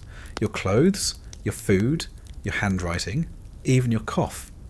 If a noble coughs, a servant fetches water, someone fans them, and the gods are thanked for sparing them. If you cough, someone moves away and hopes it's not contagious. If it is, no one tells the priest. He might quarantine the whole block. No grain, no work, no escape. Let's talk about nobles. They live in multi-room houses with doors. Actual doors. Not reed mats or goat-blessed curtains. Doors with hinges and guards and roofs that don't leak. Their floors are swept. Their beds are raised. They have furniture. You've never sat on furniture. You squat. You lean. You hover. You sit on mats or bricks, or the occasional compliant cousin. Furniture is aspirational, like dignity. Nobles wear linen, like you, but theirs is clean. White, imported, stitched by trained weavers who aren't allowed to speak during the work. If a weaver chatters while hemming a noble's tunic, the fabric is considered ritually polluted and must be burned, not washed, burned. That's how much better their laundry is than your life. They walk differently too, with sandals that aren't made of reused rope. Some of them even have servants to carry their sandals while they walk barefoot. because humility is trendy when your name is written in gold leaf hieroglyphs. But here's where it gets really fun. The laws don't apply equally. Oh sure, they're written like they do. Justice for all, balance under Mayat, equality before the gods. But try telling that to a priest when you and a nobleman both knock over a statue. You'll be accused of deliberate iconoclastic behaviour and sentenced to ritual sweeping duty for a month, the noble. He'll be asked if he's okay and whether the statue startled him. Your friend once got fined for walking too loudly outside a noble's courtyard. Disturbance of elite repose. Another was penalised for laughing too hard near a shrine during a noble wedding. That was inappropriate joy displacement. Meanwhile, a noble's drunk uncle vomited into the sacred lotus pond and got a blessing for unburdening toxins into the divine waters. Want to file a complaint? Sure. Just go to your local scribe and fill out a petition of grievance. That's 12 pages long. Requires 3 witnesses. Needs to be signed by someone of equal or higher status than the accused, which, spoiler alert, you'll never find. If your complaint is against someone ranked above you, the form becomes 24 pages and must be submitted on a holy day during non-sacred hours, which is basically never. If you do manage to file it, the priest will smile politely, nod solemnly, and burn the form in a brazier while whispering, "Balance is restored." That's code for shut up. Now, if you're a noble, things are different. Want more land? Take it. The peasants who live there can stay, as long as they're willing to become your workers. It's not slavery, it's hereditary obligation. Sounds fancier. Want to marry someone? Choose anyone, literally. Even priests won't intervene. Want to not marry someone? Also fine. Nobles don't need to justify staying single. That's spiritual discernment. If a peasant stays single too long, they're investigated for social withdrawal or potential subversion. You once watched a noble skip the offering queue on the festival day. He just walked up to the altar, slapped down a basket of figs, and left. You tried that last year, not even cutting, just moving too quickly in line, and were accused of a disruptive urgency. You had to apologise in front of the entire community while holding a symbolic loaf of stale bread, then donate it to the temple where it was thrown away because it touched your hands. This is the humiliation of class in ancient Egypt. You know your place, and everyone else does too. Even your name reflects it. Nobles are named after gods, stars, rivers, or virtues. You're named after your uncle's old ox. Or worse, some joke your father made under duress. And if a noble likes your name, too bad. They can take it. You'll have to change yours. Why? Because having the same name as someone above your station is nomenclatural appropriation. It's identity theft, even if you had the name first. Your friend Neba had to legally change his name to not Neba, because a priest's son was also named Neighbour, and didn't want confusion during spiritual roll call. You can't make this up. And then there's the scribes. Oh, the scribes. The bureaucratic nobility. The paper monarchs. They aren't rich exactly, but they are powerful. And that's worse, because they can read. And in a world where 99% of people can't, reading makes you a god with ink on your fingers. Scribes enforce the law. Interpret it. Invent it. Correct it mid-sentence. Once, a scribe decided that the temple's south-facing wall was too reflective of cosmic imbalance, and ordered it repainted in darker tones. Workers spent 3 weeks on it. No one knew what cosmic imbalance meant. Still doesn't. You asked a scribe to explain a new tax once. He answered with a riddle. A riddle. About frogs? When you didn't get it, he wrote your name down and said, "Uncurious minds are spiritually inert." You paid the tax and never made eye contact again. Above scribes are priests. They don't need wealth. They are wealth. If a noble owns gold, a priest owns meaning. They control birth, marriage, death, weather, fertility, and narrative. They write the story of the nation and cast you as peasant, Amma 37, with rake. Question them, and you're not just wrong. You're cursed, publicly, loudly, with incense and witnesses. And uncursing yourself? That's a 3-week process involving 7 types of oils, 4 apology songs, and a letter to a god who hasn't answered mail since the 5th dynasty. Even the architecture mocks you. Walk through any city and you'll see it. Palaces rise above homes. Temples tower over markets. Statues of nobles loom over streets they've never walked. You live in mud. They live in symmetry. Your walls crumble. Theirs echo. They don't hear you. They don't need to. That's the final truth of Egyptian social hierarchy. It's legal, it's spiritual, and it's permanent. You cannot climb it. You cannot question it. You can only bow to it, correctly, reverently, and without excessive coughing. And if you're lucky, someday someone will write your name on a wall. Not in praise, not in remembrance. Just as proof you existed, and didn't make too much noise doing it. Let's talk about humiliation. Not as a side effect of being poor, but as a system of governance. In ancient Egypt, shame wasn't a consequence. It was a tool, a ritual, a civic mechanism for keeping people in their place, smiling politely through the ache in their knees. You think punishment means isolation? Think again. In Egypt, punishment was performance. The idea wasn't just to correct behaviour, it was to stage it. To broadcast your failure like a community-sponsored morality play where the only thing missing was popcorn and forgiveness. Say you're caught lying. Not even a big lie. Just a little exaggeration about how many onions you harvested this week. The priest doesn't fine you. No. He hands you a staff. Not a cool one. Not ceremonial. A heavy one made of dry palm bark. You're now the staff of truth holder. For 3 days, you walk around town holding it. And if anyone asks why, you must say, "I spoke falsehood to balance my worth." That's your line. It's rehearsed. Legally required. If you forget it, additional days. Another common one, ash kneeling.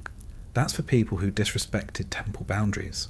You're required to sit in front of the altar, knees in hot ash, hands raised, reciting apologies to the goddess Ma'at in 3 different dialects, even if you only speak one.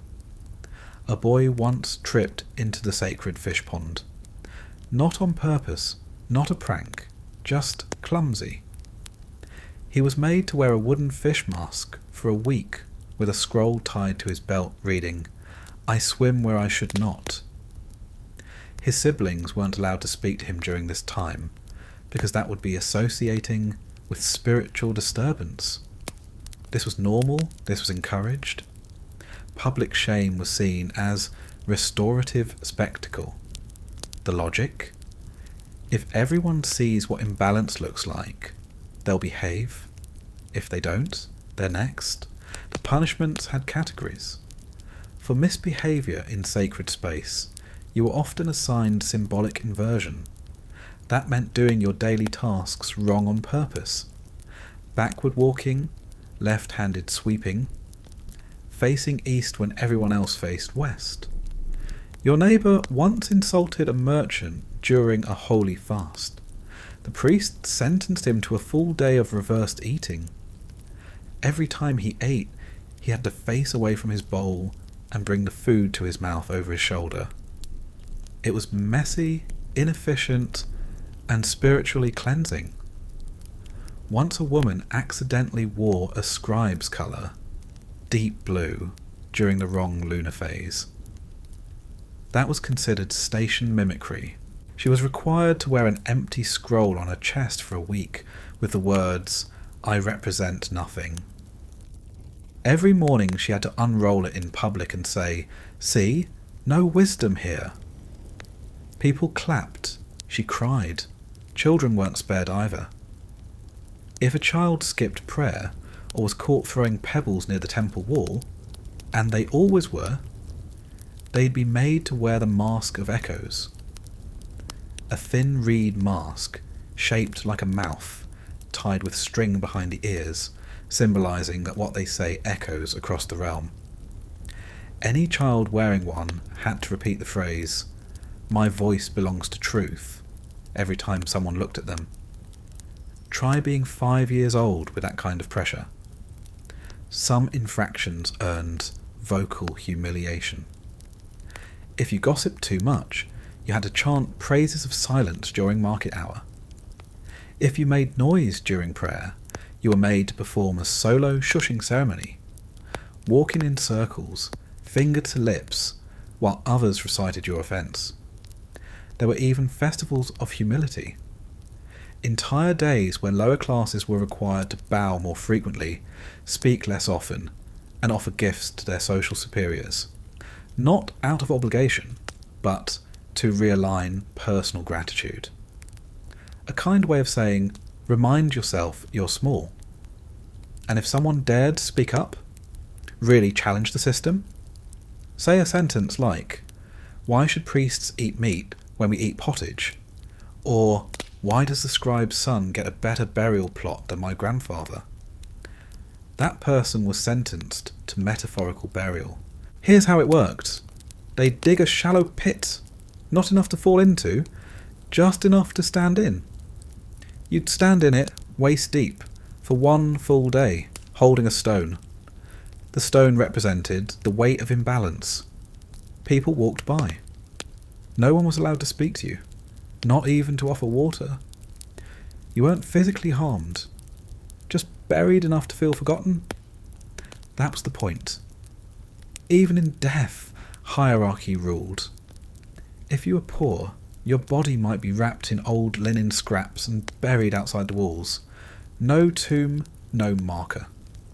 If you were rich, you got layers of linen, protective amulets, written spells, a coffin, a backup coffin, a gold mask, and a full resume chiselled into limestone. Death didn't level the playing field. It extended the scoreboard. Because even your afterlife was ranked. The more offerings left at your tomb, the more memory you retained. The fewer, the faster you faded from the minds of the living and the favour of the gods. That was the ultimate punishment, to be forgotten, to become unnameable, spiritually expired. Even your soul got ghosted. And this wasn't just spiritual, it was legal. Tomb neglect was a chargeable offence. If your surviving relatives didn't maintain your burial properly, sweep the stones, burn the incense, say your name aloud, you could be posthumously cursed. Not just socially, litigatively. That's how serious reputation was. Because in ancient Egypt, being unimportant wasn't safe. It was dangerous. Unseen people were unprotected. If a noble was insulted, the town mourned. If a field hand was crushed by an ox cart, someone might take his sandals. That was it. And the saddest part, you started to believe it. You began to apologise before you spoke. You learned to bow before anyone older, taller, or louder. You memorised your offences just in case someone else forgot. You practised humility not as virtue, but as survival, because if you didn't, you might get handed a fish mask, or a feather scroll, or a pile of ash, and told to explain yourself, aloud, in public. While everyone watched, there's something worse than being punished in ancient Egypt. Worse than the fines. Worse than public chanting. Worse than standing in the ash pit, reciting your sins to passing cats. It's being ignored. Because if you're at the very bottom of the social order, not noble, not a priest, not a scribe, not even someone's distant cousin with a name that sounds a little bit like someone important, the greatest legal risk you face isn't punishment. It's legal non-existence. It starts small. Your requests aren't processed. Your complaints aren't heard. Your name is written down and then crossed out. Not with anger, just with indifference. You're assigned the worst shifts, the most dangerous jobs, the least blessed bread. If a priest walks by and your shadow touches his feet, you apologise. If a noble walks by and your shadow doesn't touch him, you also apologise. This is what it means to be at the bottom. Your presence is offensive. Your absence is suspicious. You get accused of identity exaggeration if you wear more than one necklace. That's right. The law literally defines how much adornment is too much for someone like you. A second bracelet: social mimicry. Wearing white linen in a district where only scribes wear white. Colour misappropriation. One man once found a discarded staff by the river, a noble's walking stick left behind after a ceremony. He used it to hobble home because his ankle was swollen. He didn't make it 10 feet before a patrol accused him of symbolic impersonation. His sentence? 7 days of silence. Not just socially, legally. If he spoke, they added a day. He was not allowed to hum, gesture, or even exhale audibly. You learn quickly, do not appear taller than your station, literally. There were laws about height symbolism. Temples often placed elite citizens on raised platforms during ceremonies, not just for visibility, but to reinforce their cosmic altitude. If you were seen standing on a stone during a ritual, even just to see better, it was aspirational posturing, punishable by forced kneeling for an hour at the next communal gathering. Knees to reed mat, back straight, head low, not as worship, as reminder. And then there are the invisible people, the cleaners, the grave diggers, the night herb collectors, the men who carry waste jars from the temple baths. Their names are rarely recorded. If they die on duty, a replacement is assigned. No funeral, just a note. Servant expired during function. Balance maintained. Your cousin once tried to write a small prayer for one of them on a clay tablet. Just a line, nothing elaborate. He was told that name is not approved for remembrance. Not because the man did anything wrong, but because he did nothing worth remembering. And still, somehow, things could get worse. Imagine this. You're offered a temporary assignment inside a noble's estate just to sweep the entryway. You say yes, it's a privilege. You're handed a set of instructions on how to behave inside a house 3 classes above your own. It includes: don't walk too quickly. That's urgency unbecoming. Don't walk too slowly. That's lazy footfall. Don't touch the walls. They're plastered with sacred art. Don't make eye contact with the hieroglyphs. Don't use the family's threshold stone. That's boundary desecration. You follow every instruction, almost. You forget to ask permission before entering the second room. You weren't even going to clean it. Just pass through on your way to refill the water bowl. You're reported for unintentional presence within a spiritually restricted domestic perimeter. They don't even yell. They just hand you a reed scroll labelled Behavioural Clarification. That means, legally, you're now in a probationary cost. A temporary social limbo where you have to prove, with action and restraint, that you're safe to be seen again. You can still work, but not where people eat, not where people pray, and definitely not where people sleep. During this time, you are not allowed to speak first in conversation. You must wait to be addressed. You're not allowed to sit until everyone else has stood up. You're not allowed to exhale during incense hours.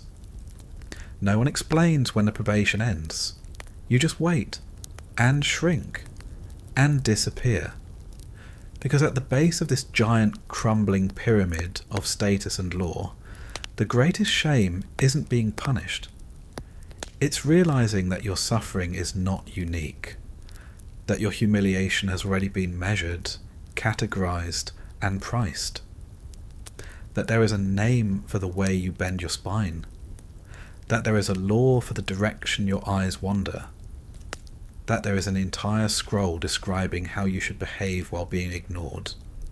And in a system where everything sacred belongs to someone else, even silence, what do you have left? Your breath, your calloused hands, your name if you're lucky, and maybe, just maybe, a hope that when you finally collapse, someone will look at your body and say, "Ah, that one followed the rules." You wake to the sound of bells, not cheerful ones. These are ritual bells, rung by a temple runner at the break of dawn to signal the beginning of Purification Week. That means you're expected to engage in a set of cleansing rituals, specific prayers, neighbourhood offerings, and, of course, compliance check-ins with local spiritual officials. You're still groggy, but you already feel behind. Because belief in ancient Egypt is not passive. It's not a personal thing. It's a legally enforced performance. Faith is action, scheduled and observed. To believe is to comply, and to comply is to survive. This week's theme, balancing inner and outer order. You don't know what that means. No one does. It's written on banners hung across the district in bright ochre, surrounded by Eye of Horus symbols, ankhs, and the sacred beetle glyph. It looks holy. It feels confusing. But it's the law. You walk to the purification fountain, which is really just a large bowl in a courtyard, and splash water on your face. There's a priest watching. There's always a priest watching. You must wash 3 times. Once for body, once for mind, once for legacy. If you forget the 3rd one, you get cited for ancestral disrespect. That comes with a fine and a public apology chant. You do the chant preemptively, just in case. Because in Egypt, culture is law, temples are the most obvious part. Massive, stone-carved command centres filled with priests, guards, record keepers, astronomers, tax collectors, and, somewhere in the back, a god. A statue. Maybe gold, maybe limestone, maybe painted so vividly it looks like it could blink. You're not allowed to look directly at it, of course. That's ocular intrusion upon the divine.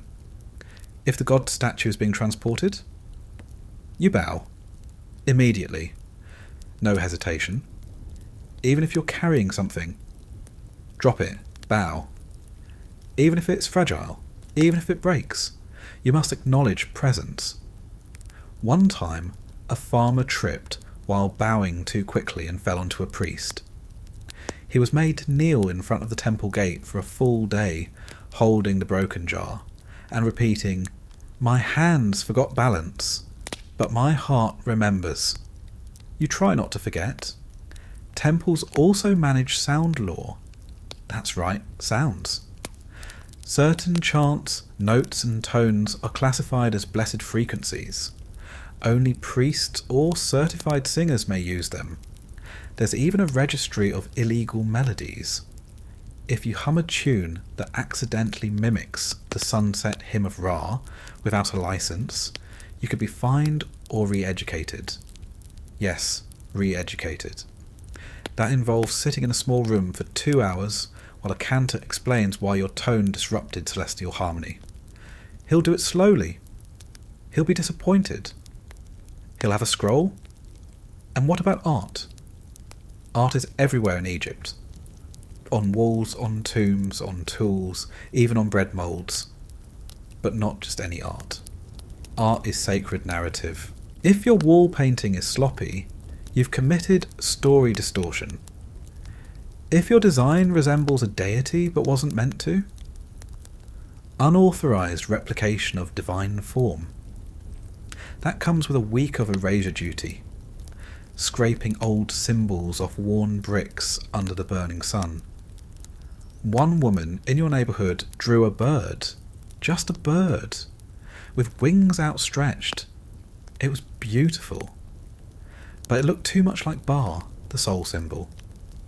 She was asked to either finish the symbol properly, including the appropriate glyphs and footnotes, or destroy it. She chose to finish it. Bad idea. Her bird didn't face the correct direction. That's directional blasphemy. Now she weaves baskets in silence and doesn't talk about art anymore. Even stories are dangerous. You hear a man at the well whisper a tale about a talking cat that outwits a scribe. It's funny, clever. Everyone laughs, until a boy reports it. The cat, he says, might represent Bastet. The scribe, clearly a priest. The tale? Subversive. An official arrives and tells everyone they've misunderstood the weight of symbols.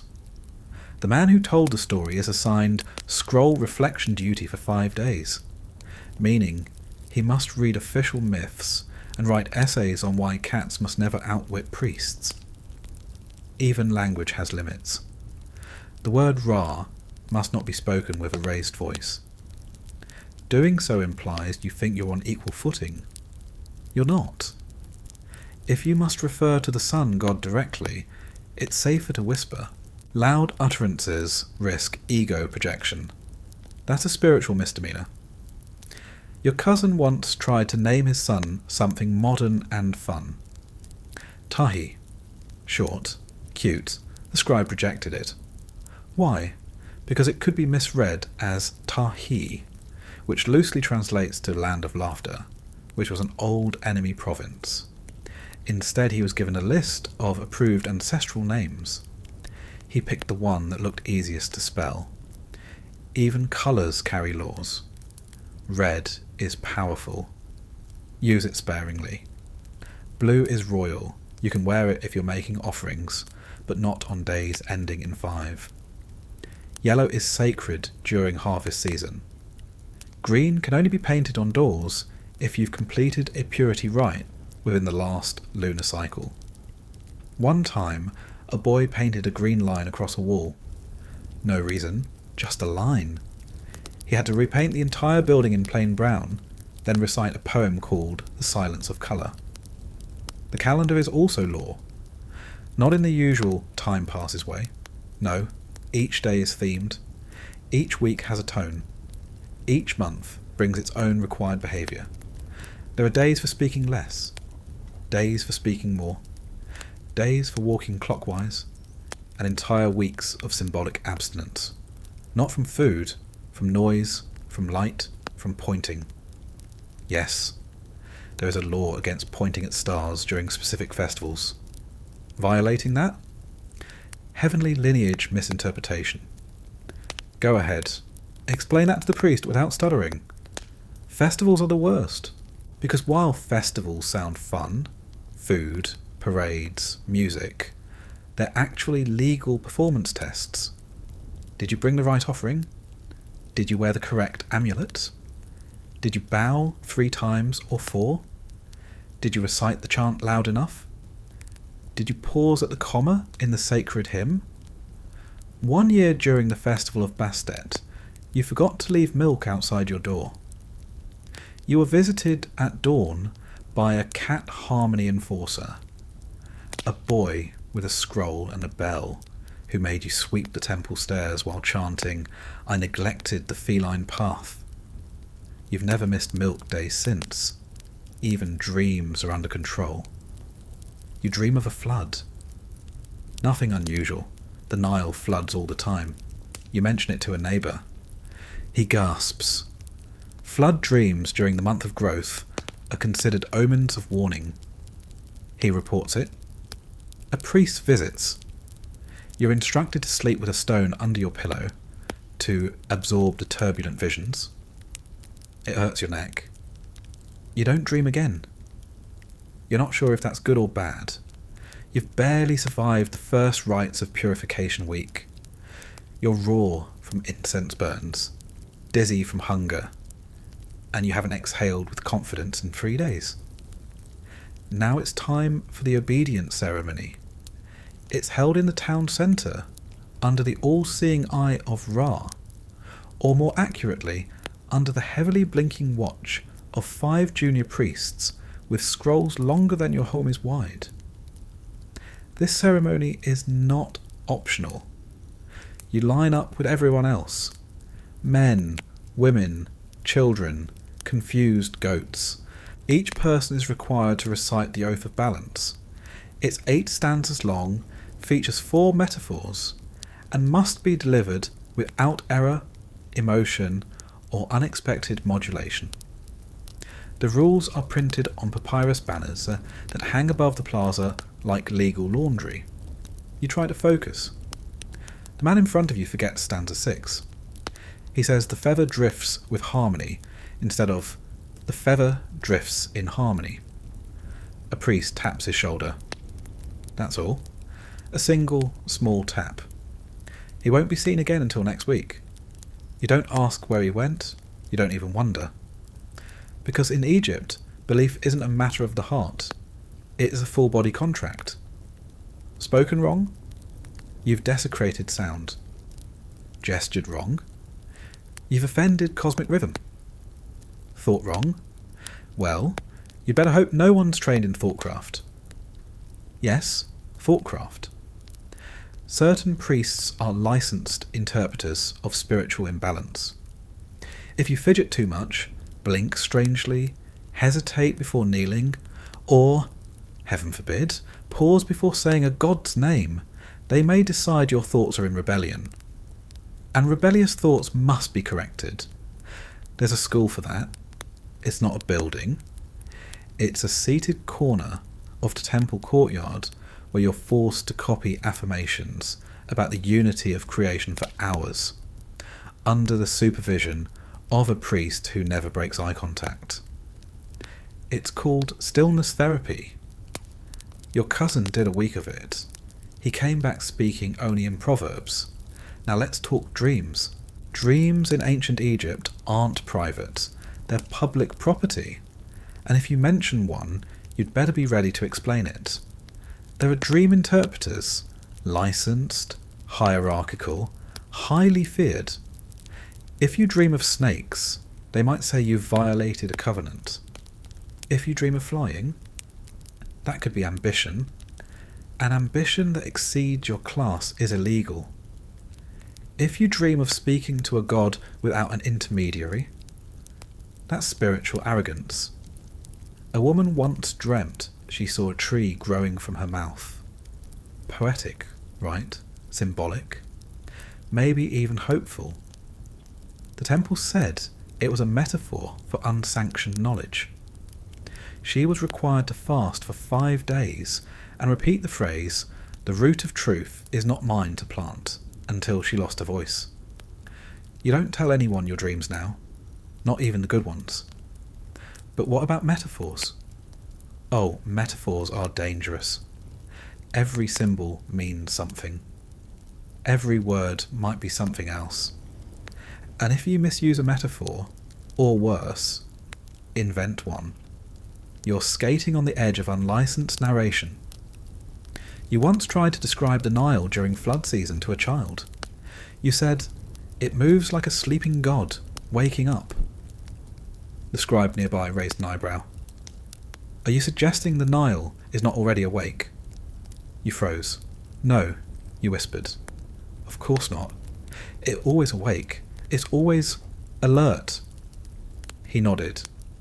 Wrote something down. You don't know what.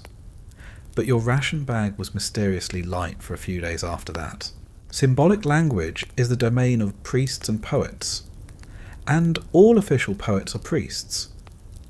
Every riddle, every parable, every spiritual analogy is a legal instrument. You may not write your own without permission. And yes, there are permission forms. They're 5 pages long, require a priest's signature, and expire in 7 days. And what about rituals? You participate in hundreds of them every year. Some you don't even notice. Foot washing before entering the Western Gate. That's not hygiene. That's ritual neutrality. Touching your chest twice when you hear a chime. That's not politeness. That's soul alignment. Eating lentils on odd days and barley on even. That's not preference. That's digestive observance. Each of these has consequences. Eat the wrong grain? That's intake misbalance. Don't wash properly. Impurity entry offence. Forget to double tap your chest at the bell? Soul signal disconnection. One old man coughed during the chime and forgot to tap. He was made to carry a reed staff painted with the words, "I misheard harmony." The paint didn't dry evenly. It stained his hand. He kept the stain. Said it reminded him to listen harder. That's the horror of it. How quickly belief becomes invisible obedience. You no longer ask why. You no longer push back. You barely remember what it was like to make a choice that wasn't prescribed, described, or circumscribed. Even blessings have rules. When someone says, "May Ra light your way," you must respond with, "May your path reflect his gaze." Say it wrong. Blessing distortion. Say it too slowly. Delayed reverence. Say nothing. Civic coldness. There's a whole scroll on social warmth expectations. It includes smiling ratios, head tilt angles, acceptable compliment duration, and laws governing hand gestures during praise. Someone once praised a friend's cloak with the wrong tone, too low. It was interpreted as sarcasm. That's emotional mockery of providence. The friend forgave him, the priest didn't, because forgiveness is not yours to give. Only the temple can issue that. And yes, they charge for it. Gratitude is important in ancient Egypt, not as a virtue, as a requirement. You wake each morning expected to be thankful. Not silently, not vaguely, loudly, specifically, legally. You must speak 3 acknowledgements before your first sip of water. 1 for your health, 1 for your breath, 1 for the state. If you skip one, you're considered spiritually negligent. If someone hears you drink before thanking, that's a reportable offence. There's a man in your district. His job is gratitude auditor. He walks through town with a scroll, observing morning routines. Doesn't say much, just watches.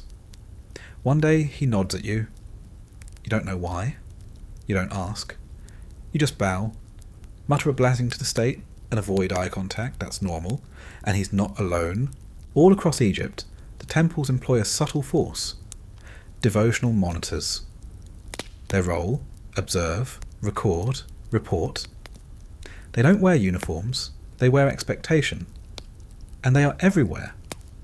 They listen at festivals. They listen during rain. They listen when you forget they're listening. One woman was overheard humming during the quiet phase of a solar ritual. Not a disrespectful tune, just a working song. The monitor noted it. She was cited for non-harmonious vocalization during cosmic transition. She now works in silence, even when alone. The state is gentle in its oppression. That's what makes it exhausting. It doesn't scream. It nods. It reminds. It corrects with a smile and a scroll. It thanks you for your cooperation, before you've agreed. During temple festivals, you must meet your devotional quota. That's a real thing. Each citizen is assigned a number of required praises per season, based on class, role, and region. Yours? 12.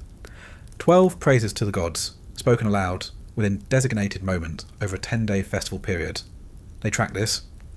Miss a praise? It rolls over to next season. Miss it again? Devotional debt. And if you carry debt too long, the temple sends you a statement of insufficiency. It's written in gold ink, sealed with a beetle stamp, and requires you to spend a full day in spiritual recalibration. That's a tent, a single mat, 3 hours of incense, and an old man named Jetu, who stares at you while listing all the reasons your soul might be tired.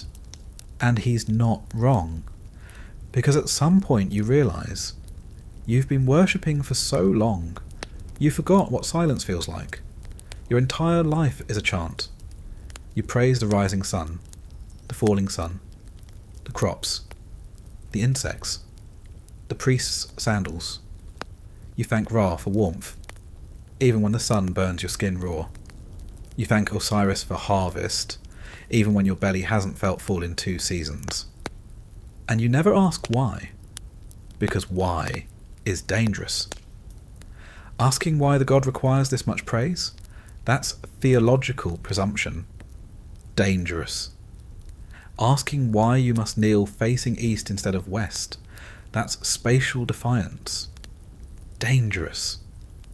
Asking why the priest's son eats twice what you do, that's social misalignment. Very dangerous. Even thinking the wrong question can trigger a visit from the interpretive scribe. He'll ask you how you're feeling, gently, casually, while writing down every word you say. He'll ask what dreams you've had, whether you felt distant from ritual, whether you felt unbalanced, and if your answers are too short, you're evasive, too long, you're unstable, too honest, you're a risk. So you smile. You always smile. Because happiness too is law. Every district has a wellness recorder. Someone whose job it is to confirm that the general population appears content. They make notes on facial posture, tone of voice, posture during temple songs. If your voice cracks during a hymn, you might be marked for emotional strain. That's not punishment, yet. Just a note, a feather on your record, but feathers add up. Eventually someone will look at your scroll and decide you've had too many moments of instability. Then comes the ritual fast. Not food, joy. You're assigned a joy fasting period. You're not allowed to dance, or sing, or laugh. You must wear dull colours. You must avoid jokes. You must reflect, publicly, for 10 days. Why? To realign your internal calendar with cosmic rhythm. What does that mean? Nothing. Everything. You once asked a priest if he ever gets tired of pretending joy. He looked at you and said, "It's not pretending, it's choosing." And that's the terrifying thing. You choose joy. Or else. And all of this, the incense, the bowing, the chants, the metaphors, the metrics, all of it happens under the unblinking eye of divine informants. Cats, yes, cats, Bastet's messengers. They wander the streets, slink through homes, curl up in temples. If a cat hisses at you, you apologise. If a cat walks away when you enter, you leave. If a cat stares too long, you stop talking. No one knows if it's real, but no one questions it. Because the one thing worse than breaking a law is being accused of breaking a symbolic one. You remember the boy who laughed when a temple cat stole a priest's offering. He giggled just a snort. The priest turned, saw the cat, saw the boy. The boy was made to recite the Patience of Bastet 20 times in public while holding a bowl of milk in each hand. He now flinches at fur.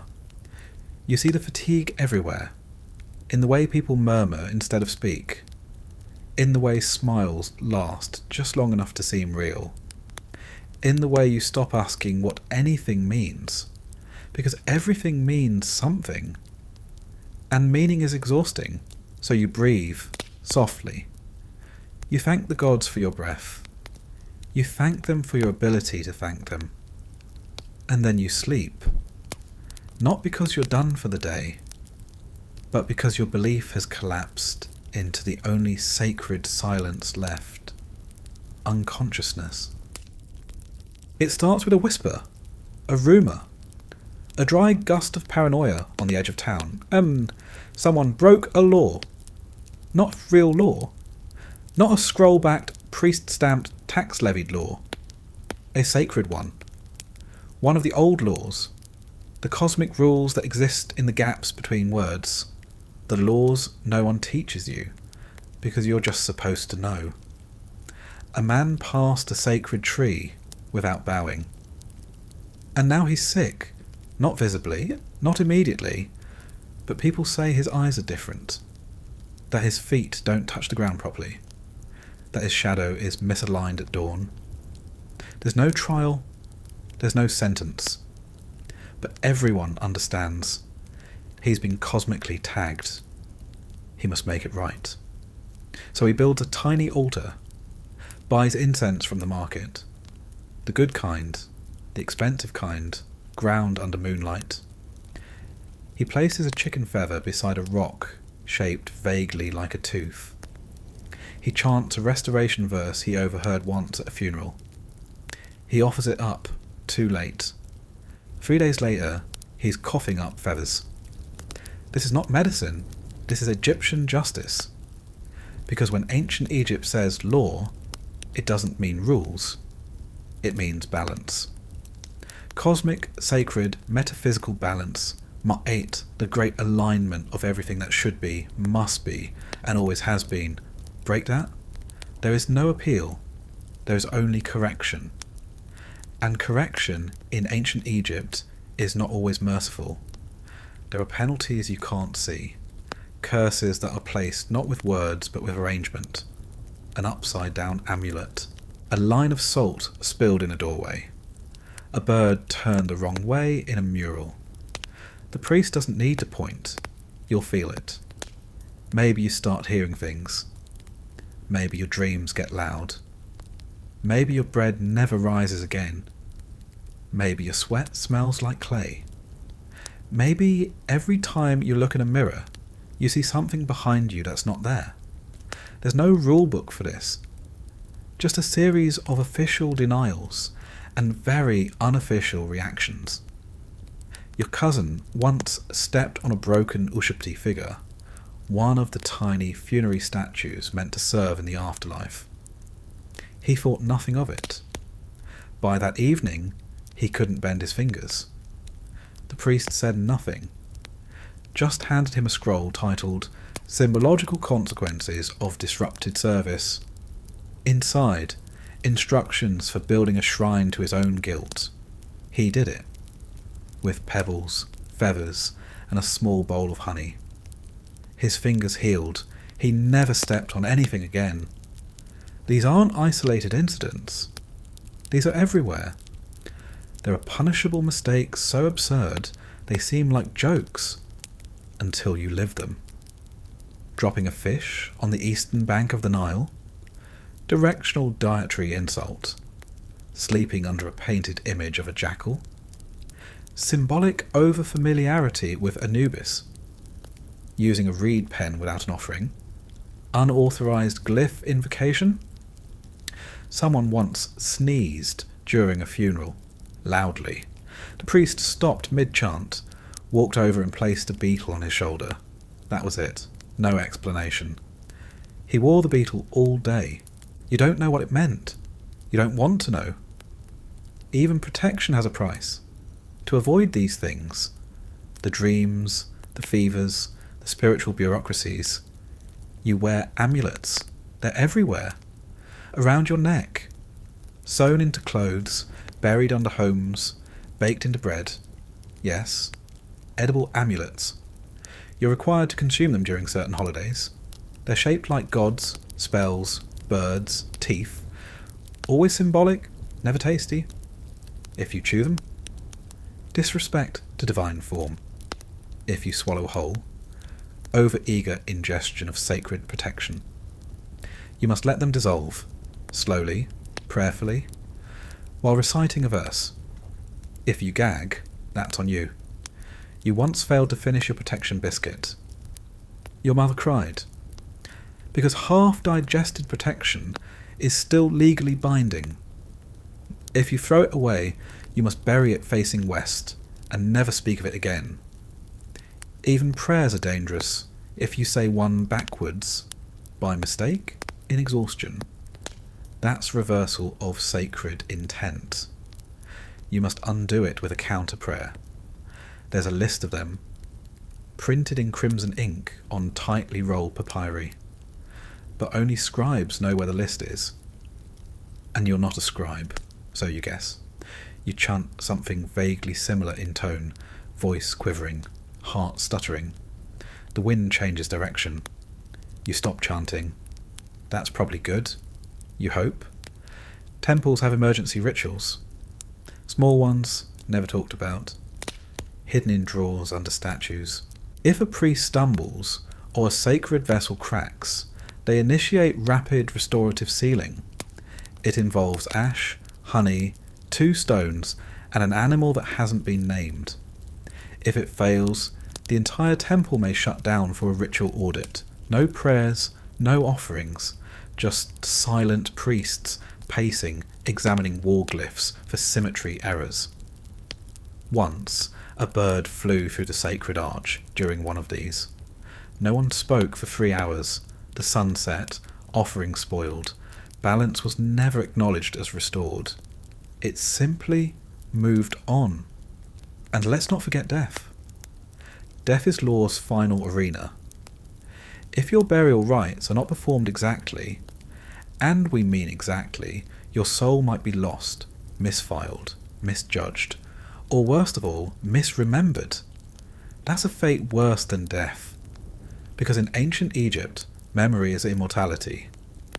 If no one remembers you, you can't enter the field of reeds.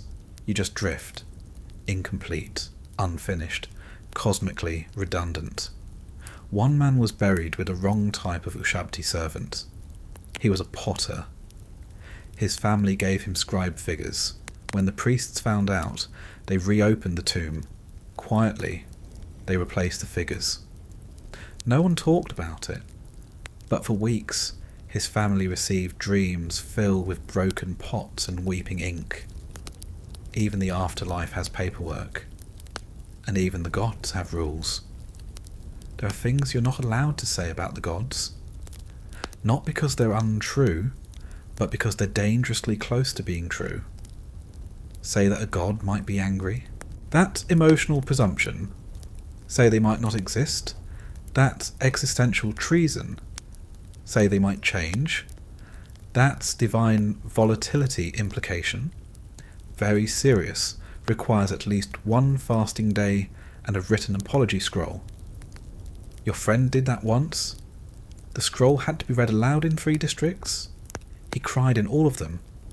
And no, crying is not always permitted. That's a separate law. Somewhere in town, a drum sounds. Not rhythmic, not musical. A single, deliberate thud. You freeze. Everyone freezes. You don't ask why. You just hold your breath. The Drum of Atonement is used once a season. It's struck to mark an unfixable error. A ritual misalignment so egregious, so far beyond the reach of correction, that all anyone can do is acknowledge it, and move on. No one knows what happened. A priest dropped a blessing bowl. A name was spoken backward. A burial procession turned left instead of right. Doesn't matter. The sound of that drum echoes through your bones like a contract expiring. And for the next 3 days, no one is allowed to smile. That's not superstition. That's statute. Smiling in the wake of cosmic dissonance is false equilibrium projection. A minor felony. You once saw a child smile by accident during this morning silence. Not even a big smile. Just a twitch. His mother covered his mouth so fast you thought he'd vanished.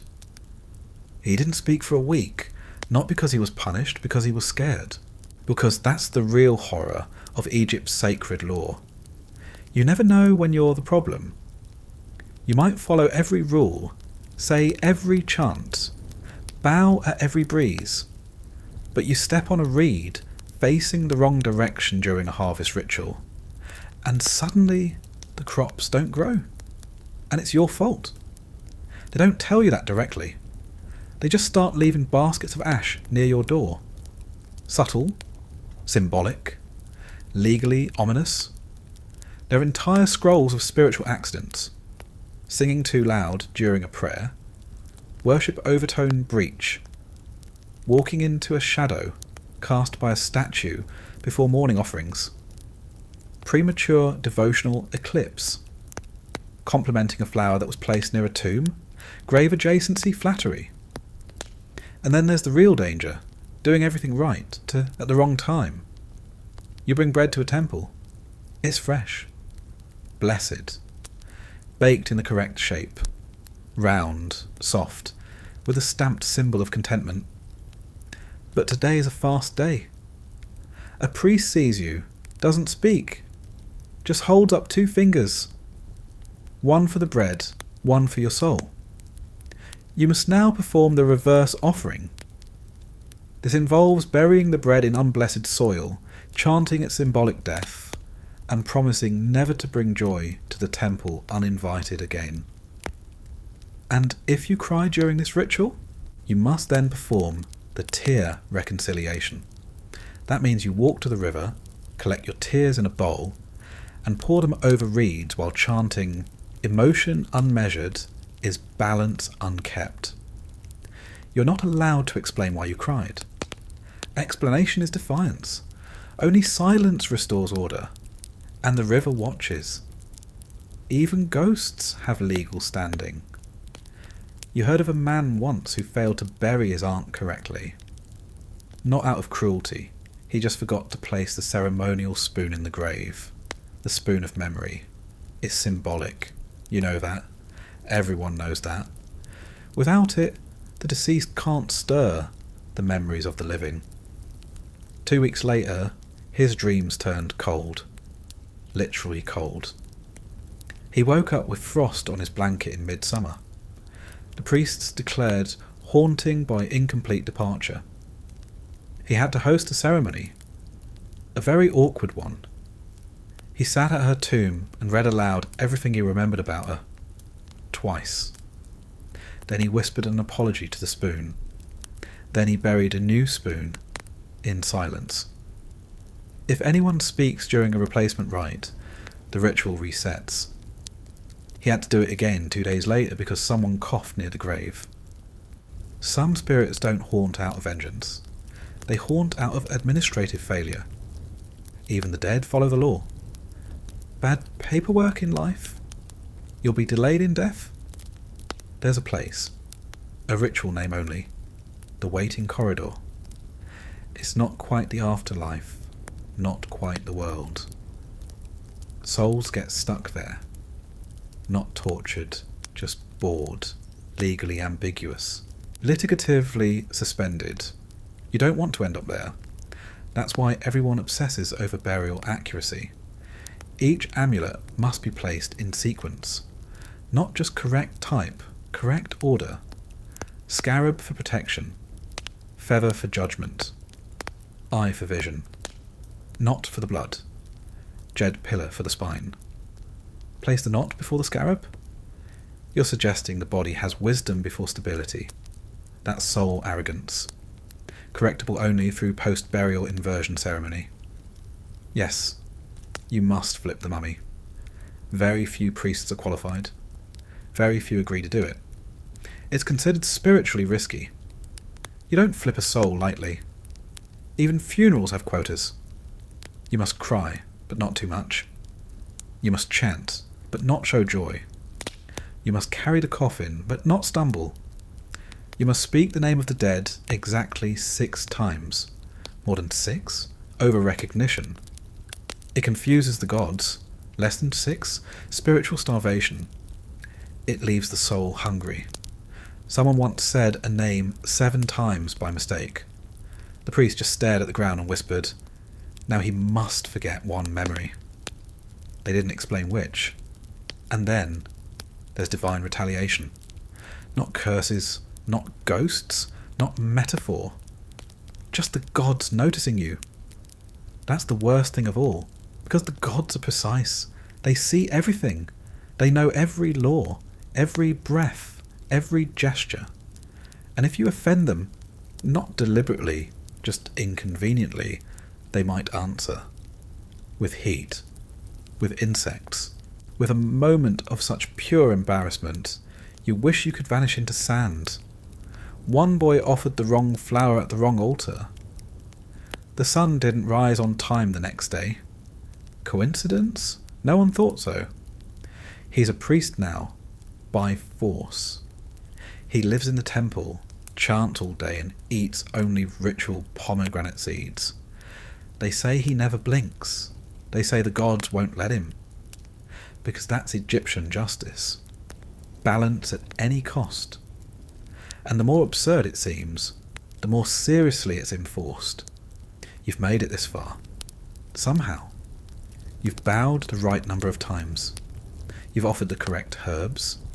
You've eaten the stale amulet bread. You've cried just enough.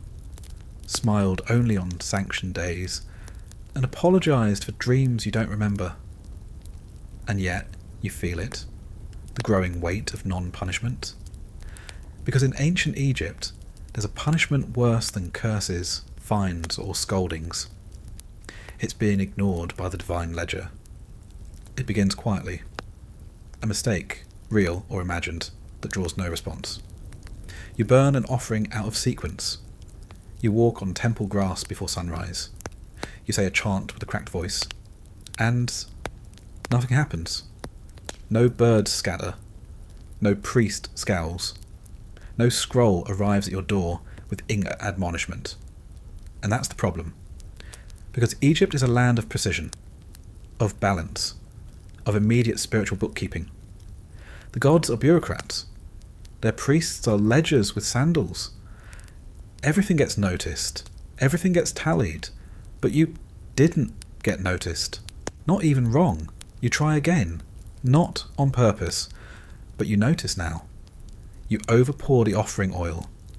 You forget to hum during a sunset blessing. You leave your door facing east on a west-facing night. Still, nothing. You should be relieved. But you're terrified. Because you know what this means. You've been marked as spiritually irrelevant. Unworthy of correction. Unworthy of punishment. And that's the true horror. To be so far beneath divine regard that even your sins aren't worth addressing. There's a term for this. Whispered, seldom written, Nebnu-Ra, he who does not stir the sun. It means your presence doesn't shift balance, your mistakes don't dent harmony, your breath doesn't count, your prayers go nowhere, not out of anger, but from sheer cosmic neglect. One man was Nebnu-Ra, everyone knew. He followed every rule, never spoke out of turn, never broke rhythm. But his offerings spoiled faster. His name faded from scrolls. His dreams were static. His shadow stopped lining up with his body. He begged for correction. He wanted punishment. Any punishment. A beetle on his bed. A misaligned sneeze. A stern talking to from the district scribe. But nothing came. He built a shrine to his own irrelevance. Lit incense to himself. Prayed for attention. He walked into the temple during high ceremony, completely forbidden, and dropped to his knees. The priest looked at him, then looked away, and continued chanting. He left a few days later, walked into the desert. No one followed, because who follows a man the gods already forgot? This isn't an isolated fear. Everyone knows someone fading. You hear it in their voices. See it in their hesitant movements. Their names echo less when spoken. Their handprints don't stain clay. Cats won't look at them. Wind moves around them. They're not cursed. They're unscheduled. Even the cursed are luckier, because curses are at least personal. The gods noticed you enough to interfere. Whether through boils, locusts, hallucinations, or incorrect crop rotation, they touched your life. But Nebnu-Ra, he exists in the margins. Untallied, unwarned, unwept.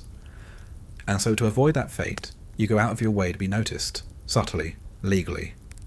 You drop your water jar just near enough to the temple steps that someone might interpret it as clumsiness near sacred space.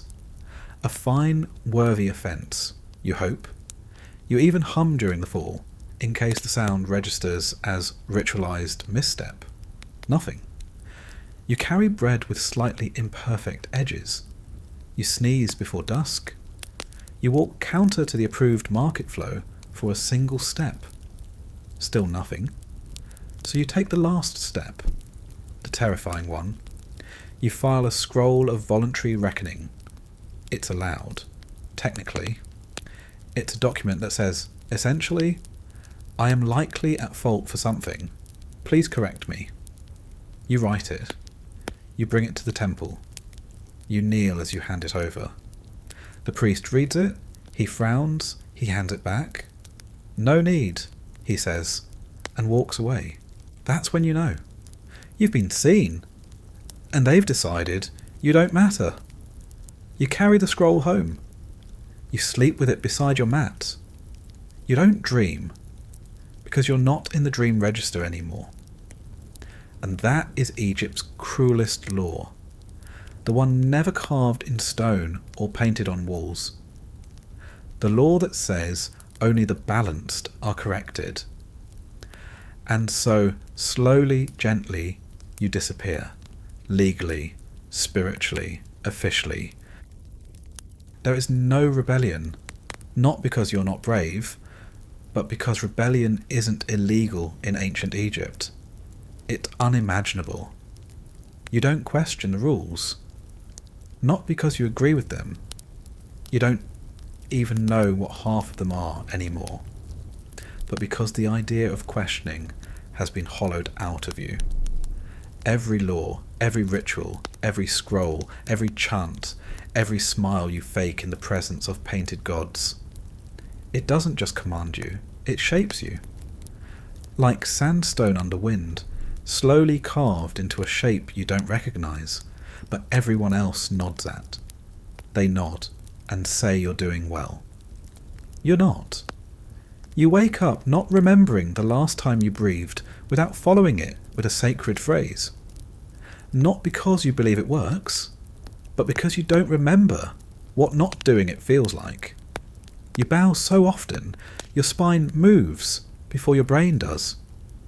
You chant because the silence scares you, not in a mystical way, in a bureaucratic way. The silence between chants is a dangerous place. That's where thoughts live. Dangerous ones. Thoughts that can get written down. Thoughts that summon priests. You don't want priests. They're tired too. You've seen it in their eyes.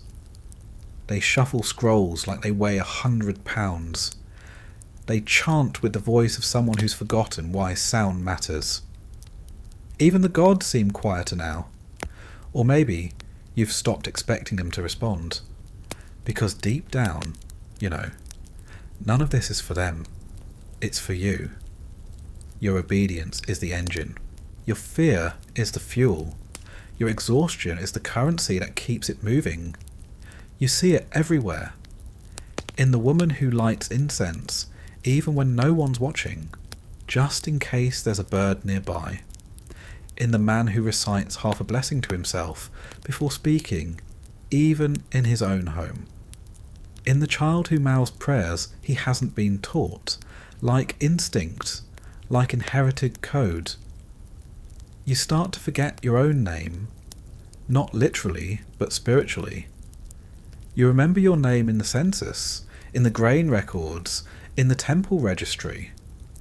But when you say it out loud, it sounds official, not personal. Like something the gods invented just to fill a scroll. You once sat in front of your own door and whispered your name 10 times. It didn't feel like you. It felt like a password to a room no longer open. That's the collapse. Not the screaming kind. Not the breaking down in tears kind. The kind where you keep doing everything right and you still feel wrong. You follow every rule and no one thanks you. You honour every ritual and nothing changes. You eat the protection biscuit and still get sick. You kneel at the sunrise and still feel cold. You think for a moment, maybe I'll stop just once. Maybe I won't bow today. Maybe I won't chant. Maybe I'll walk past the temple and nod, but not speak. But then your foot moves on its own. Your mouth says the words before your mind catches up. Because the collapse already happened, and you didn't even notice. You see someone else falter. A neighbour, younger, smarter. He forgets a ritual. Nothing huge, just a misstep during the harvest recitation. His voice catches. He looks up. He waits for correction. It doesn't come. You see the flicker in his eyes, the first glint of doubt. The quiet, terrifying realization that maybe this doesn't work, that maybe the gods aren't watching, that maybe the fear is hollow. You want to tell him, shh, don't ask, don't think, don't stop. Because if you stop, you fall. And not in the exciting way. Not in fire and defiance and drama. You fall like sand to a hole. Slow, uneventful, unfixable. Because Egypt's laws, the ridiculous ones, the sacred ones, the ones that made you eat clay biscuits and recite poems to beetles, they were never designed to punish you. They were designed to consume you. Not instantly, not violently, but gently. Like a god smiling as it forgets your name. You used to think of yourself as a person.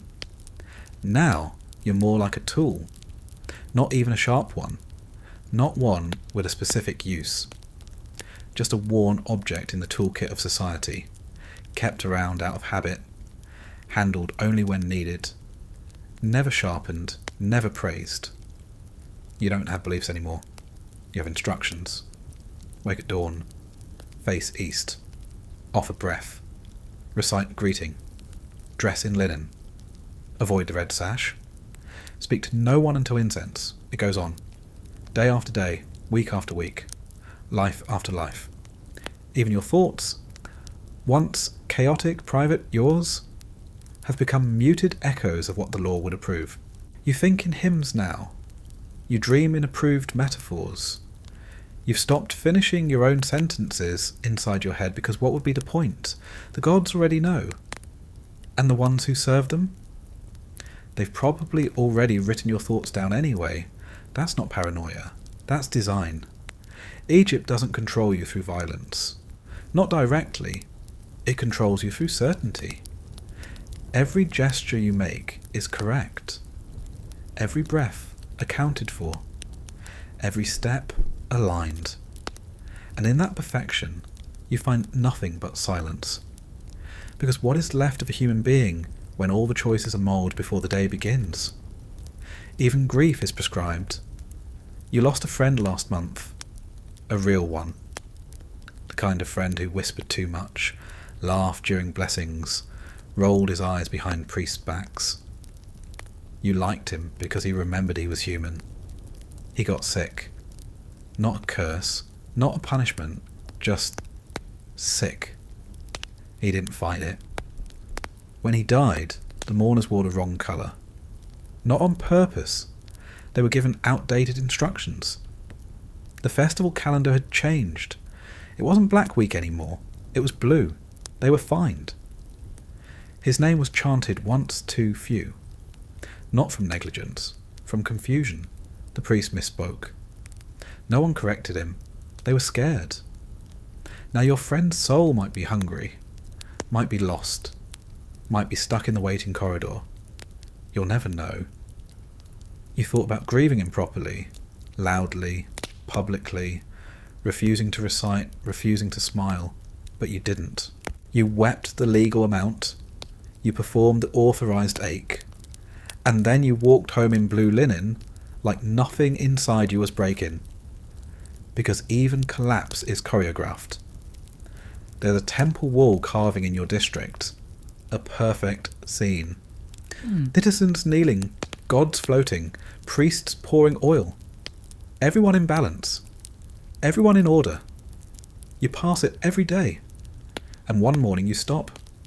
Not because you want to, but because your foot forgets how to keep moving. You stare at the carving, and something inside you says, that's not life. That's a diagram. A chart pretending to be a heartbeat. But even that thought fades. Because you've been taught that imbalance is danger. That disobedience is disease. That asking questions is gravity reversed. Dangerous not just for you, but for everyone around you. If you misstep, the river might flood wrong. If you doubt, the crops might rot. If you stop believing, the sun might stall in the sky and never return. So you believe. You believe because if you don't, someone might notice, and then you might be punished. Or worse, not punished, just set aside. You walk home. Your neighbour is sweeping his threshold in the wrong direction, clockwise instead of sunward. He's doing it gently, with care, but it's wrong. You freeze. If you report him, the priests might visit. There might be a correction. If you don't, the balance might shift. You breathe, slowly, carefully, and then you knock on his door. You don't want to, but you do. Because the law is more than rules. It's inside you now, woven into your ribs, curled behind your eyes, whispering through your fingers before you even move. And in that moment, as he opens the door, smiling, innocent, unaware, you realise you've become the thing you feared. A person who doesn't feel anymore. Just someone who functions. Time no longer moves. It recites. It's not days anymore. Not nights. Just one long, unbroken chant of existence. A slow repetition of kneeling, standing, offering, thanking. And you? You're just another syllable in the chant. A sound that used to mean something, now spoken only because tradition requires noise. You forget the last time you thought something original. You forget the last time someone said your name with affection instead of obligation. You forget the last time you felt real. Because Egypt doesn't erase you. It uses you. As a thread. A bead. A grain of sand in the endless ritual that keeps everything from falling apart. You were told the gods need you, but you've started to suspect something worse. They don't. They don't need your voice, or your offerings, or your precision. They just need the motion, the rhythm, the compliance, like the gears of a water wheel. It doesn't matter which spoke you are, so long as you turn. You stand outside one morning. The Nile is low. The sky is too bright. Your shadow looks thinner than it should. You try to remember a story, a funny one, about a cat and a scribe. You think someone told it at a well once. You laughed. You remember that part, but not the words, not the joke, just the feeling. The echo of something that used to be called joy. It doesn't stay. It dissolves like incense smoke. Thin, fragrant, meaningless. You try to hum. Nothing comes out. There's a law against unsanctioned melody today anyway. It's market day 4. Music is reserved for priests conducting grain blessings. You nod at the silence. You comply. That's all you ever do now. A child bumps into you, and you flinch, instinctively apologising. Not because you did something wrong, but because it's faster than examining who did. You pat the child's head, murmur a prayer, step aside. They smile. It's genuine. They haven't forgotten how yet. You envy them, but not deeply. Just lightly. Softly. The way wind brushes a tomb wall before continuing on. You walk to the edge of the city. The sun is setting. It should be beautiful, but it's scheduled. This sunset was prophesied, timed, anticipated by temple scrolls and seasonal markers. You're not watching the sky. You're watching confirmation. You're watching correctness. You kneel. You say the lines. Your voice cracks. No one notices. You think very quietly, I miss being wrong. You miss mistakes, surprises, messes, laughter that wasn't timed, songs that weren't approved, the dizzy terror of newness, the brief thrill of error.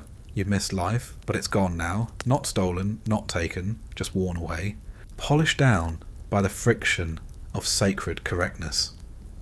Smoothed like river stones, passed from priest to priest, until you no longer remember what shape you used to be. You lie down that night with your hands over your chest, fingers in the prescribed posture of dream readiness, and you wait. But the dreams don't come anymore. They stopped visiting a while ago.